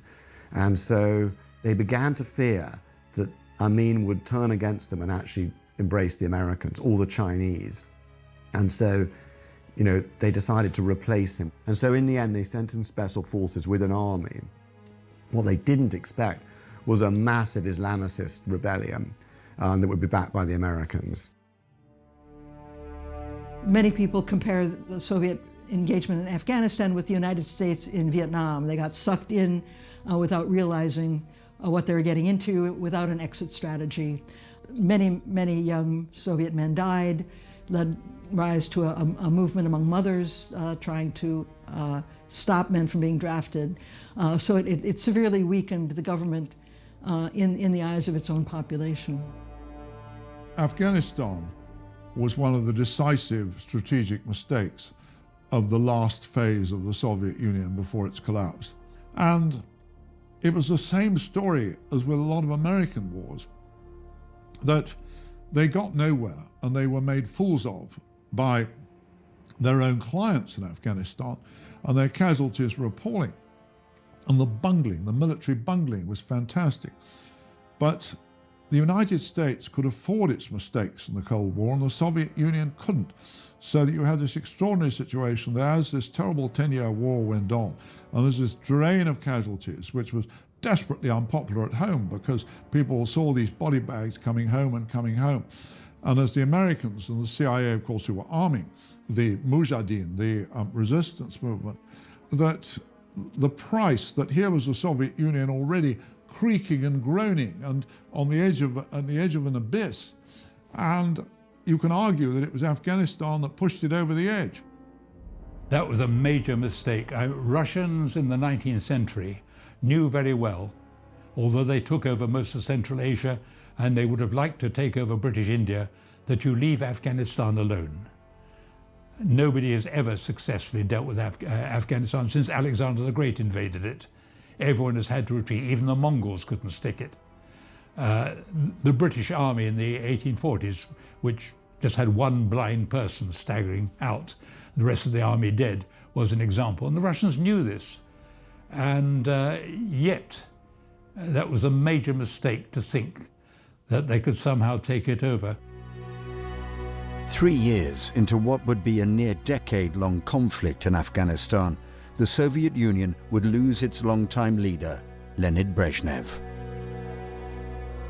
Brezhnev dies, and he's succeeded by Yuri Andropov, his former head of the KGB, who'd been so ruthless in crushing internal dissent. But Andropov is simply ill-equipped to deal with the financial crises that are facing the Soviet Union.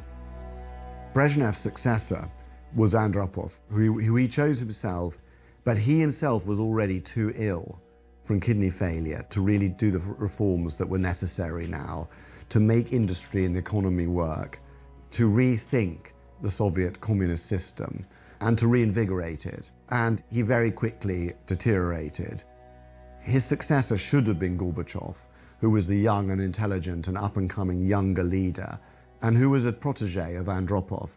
But instead, Chernenko, who once had been an executioner for Stalin, and really was a sort of known as the silent one. He really never said anything. He was just a sort of non-entity. He too was dying. So he came to leadership for a very short period. And the joke at the time, because both Brezhnev and Chernenko were not really mobile, Brezhnev was seen to be immobile and Chernenko seemed to be moving around. So they said the trouble with Brezhnev was he was running on batteries, but Chernenko had transistors. And could get around. People believed that Chernenko would be giving broadcasts from his office, but it was really a hospital room made up to look like an administrative office. The manner of the collapse of the Soviet Union was extraordinary in that it's almost as if the physical collapses of successful leaders mirrored the collapse of the whole edifice. And all these very old, charred, discredited men in the Kremlin, one by one, attempting to seize the reins of power and then proving completely unable to exercise them and collapsing and being removed to their tombs. And it was symbolic. Konstantin Chernenko, who is so old, so infirm and so almost senile that when he gives the eulogy at Andropov's funeral, he can hardly speak the words. It's clear he's not going to last long, and within another year, he's also dead. And this is the moment of change. This is the moment where a younger man, Mikhail Gorbachev, comes to power on a promise to transform the Soviet Union.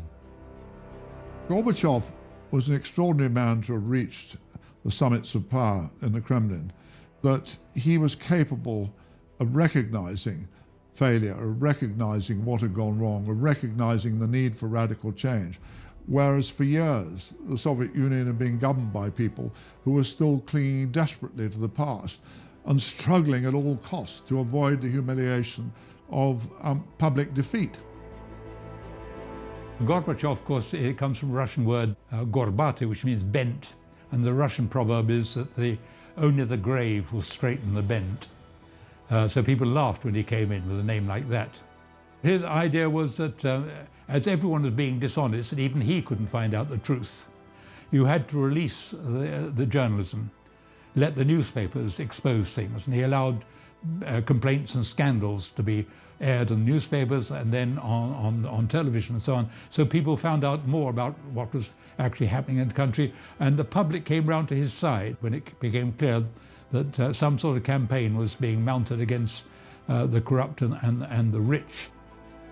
And of course what wrecked it was the Chernobyl accident. On the 26th of April 1986, the Chernobyl nuclear power plant went into meltdown and an enormous cloud of radioactive contamination was released. Well, Chernobyl happened early on in Gorbachev's period of rule and was a key mistake in that period, because when it happened, they reverted to their old habits of secrecy and denial, which led to much greater loss of life and more damage than otherwise would have been necessary, and also created more suspicion toward the Soviet Union among Western Europeans who were disposed to think positively. This was a period of Euro-communism and of Germany's Ostpolitik, trying to make deals with the Soviet Union. And this was kind of a throwback to the bad old days. So it was a domestic disaster, an international disaster in health terms, but also a very bad signal for what the Soviet Union was becoming. The White House says Mr. Reagan's attempts to discuss the situation with Mr. Gorbachev personally have been ignored by the Kremlin for 4 days. Not very much. They're usually a little close-mouthed about things. Would you rather exception. Would you rather hear more from Mr. Gorbachev? Yes, I think it would be helpful. Gorbachev had spoken of glasnost. He'd spoken of openness, of a more open media. And the first instinct is to go back to the old Soviet way of doing things, to hide everything, to cover everything up. And this was a disaster because the Western media had already picked up from very early on the increased levels of radiation. They knew something disastrous had happened at this nuclear reactor. But Gorbachev tries to hide it. And this proved the limits of his policy of glasnost. Gorbachev, in the end, used this to his advantage. To him, it was proof that the old system was so dangerous, you could have made half of Russia uninhabitable. If those reactors had melted into the ground, the Western Ukraine would be strictly for the animals. It proved to the Russian public there was no point having the traditional secrecy, that you had to have openness. And the very fact that foreigners knew about it and Russians heard about it from foreign broadcasts, and then they found out. In 1985, the final leader of the Soviet Union came to power, Mikhail Gorbachev. The name Gorbachev is really synonymous with perestroika. This was his great idea. He wanted to reform the system. He wanted to bring an element of the markets into the system. He could see that the Soviet economy was simply not functioning. It was moribund. He was going to revitalize. There was going to be a renaissance to the economy. I think Gorbachev is misunderstood by everyone. Everyone nowadays thinks that he was, in the West anyway, that he was a sort of anti-communist liberal Democrat, rather like one of our leaders. But in fact, he was very different. He was a Leninist. He believed in communism. He believed in the Soviet Union, and he wanted to reform it, to make it stronger, to make it work better, to make it more formidable. What in fact happened was he had very attractive features in terms of his openness and his smile and his ability to go on walkabouts, and he immediately impressed the Western leaders. But in the Soviet Union himself, he really attempted an insane plethora of reforms that undermined the whole empire. And in some ways, his ambitions were hubristic, if not arrogant. He thought he could do it. He hadn't really thought through the nature of the Soviet Union and the nature of the Leninist system. He tried to reform the economy, the power politics, and ultimately the nature of the Union itself, in other words, the empire, all at the same time. And no one had attempted that before, and with good reason, because each of those reforms was a colossal reform that could have destroyed the Soviet Union on its own. We can all see today that he was something very remarkable, and he broke with the past. But I remember so well when the first reports of Gorbachev from our correspondents in Moscow, and some imaginative correspondents did see that Gorbachev was something quite new and quite special. I met him, and he was an extraordinary man, and I do hope that history will pay him the tribute that is his due, because he was the one who broke the mold. But for us, who'd lived almost all our lives in the shadow of the Cold War, it was almost impossible to believe that the whole edifice, the whole structure around which we'd lived was suddenly changing, and that the Soviet Union and Russia, as we'd known it, was suddenly tottering. So we were very slow, some of us, and governments, to realize the nature of the change. Gorbachev wanted an end to the Cold War. He wanted an end to the arms race. But this was very difficult when, during Reagan's first term as President of the United States, Reagan spoke of the evil empire. He was very antagonistic towards the Soviet Union. But this began to change. I think he saw in Mikhail Gorbachev somebody he could do business with. And they eventually sat down and they began to discuss the reduction in weaponry.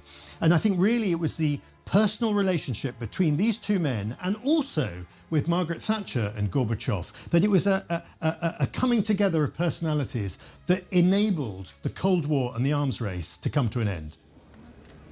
General Secretary Gorbachev, if you seek peace, if you seek prosperity for the Soviet Union and Eastern Europe, if you seek liberalization, come here to this gate. Mr. Gorbachev, open this gate.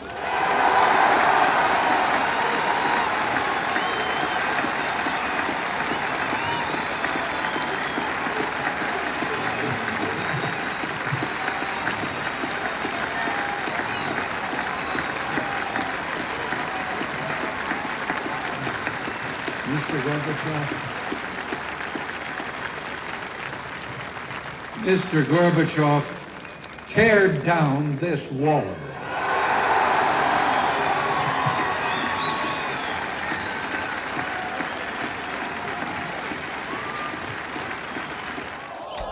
Not long after Ronald Reagan's famous speech at the Brandenburg Gate, one of the great symbols of the Cold War, the Berlin Wall, would finally fall.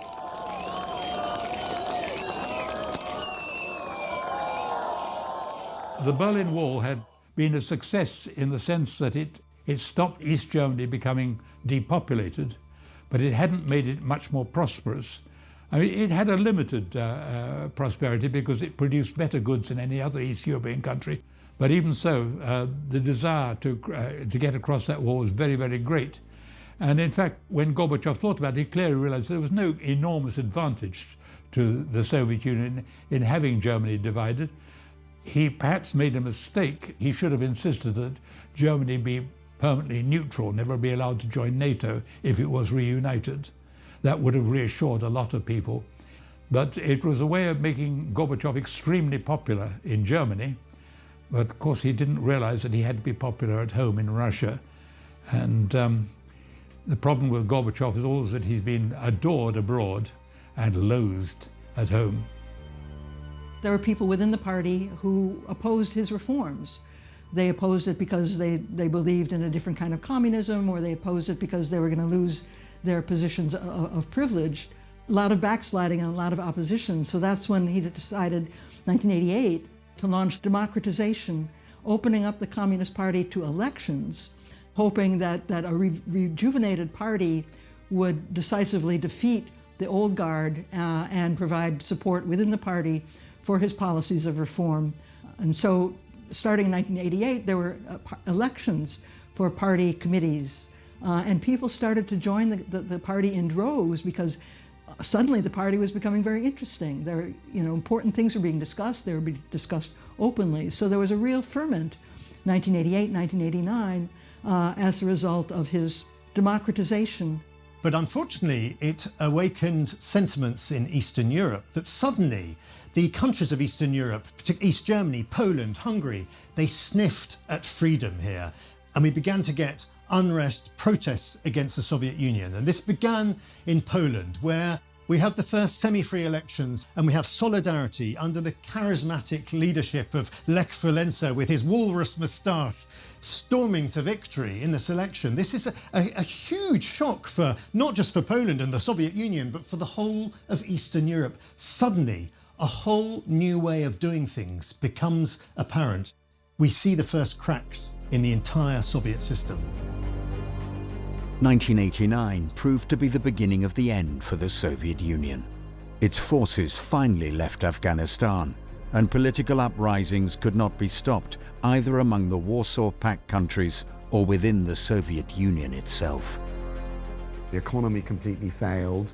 Gorbachev and the Communist Party lost all authority, and the 15 republics, particularly those that had joined the Soviet Union very late, particularly the Baltic republics, the three Baltics, Estonia, Lithuania, and Latvia, pushed for freedom and for the breakup of the Soviet Union.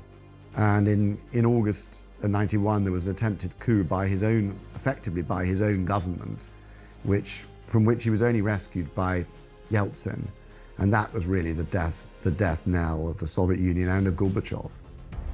If you go back to its beginnings, the hopeful replacement of an autocratic czar with a democratic socialist republic, and it failed to do that. The question is, did it fail because a socialist economy was inherently incapable of providing prosperity and development for the people, or was it badly run? Did it descend into corruption? It was a strong military force. It was decisive in defeating Hitler. And I think that's today one of the enduring sources of pride for Russians in the Russian Federation is the victory that they had over Hitler. And that happened because of the strong support of the people. But it was also known for its repression, for the numbers of victims, for its inhumanity, and the tremendous costs of this experiment. The final dissolution of the Soviet Union happened in a forest hunting lodge on the Polish border with a lot of vodka consumed, that they recognized it couldn't go on, that they might as well split up and try and remain friends, and then go back to Moscow and announce that the Soviet Union no longer existed. Gorbachev resigned himself to the fact that the Soviet Union was finished. It was no more.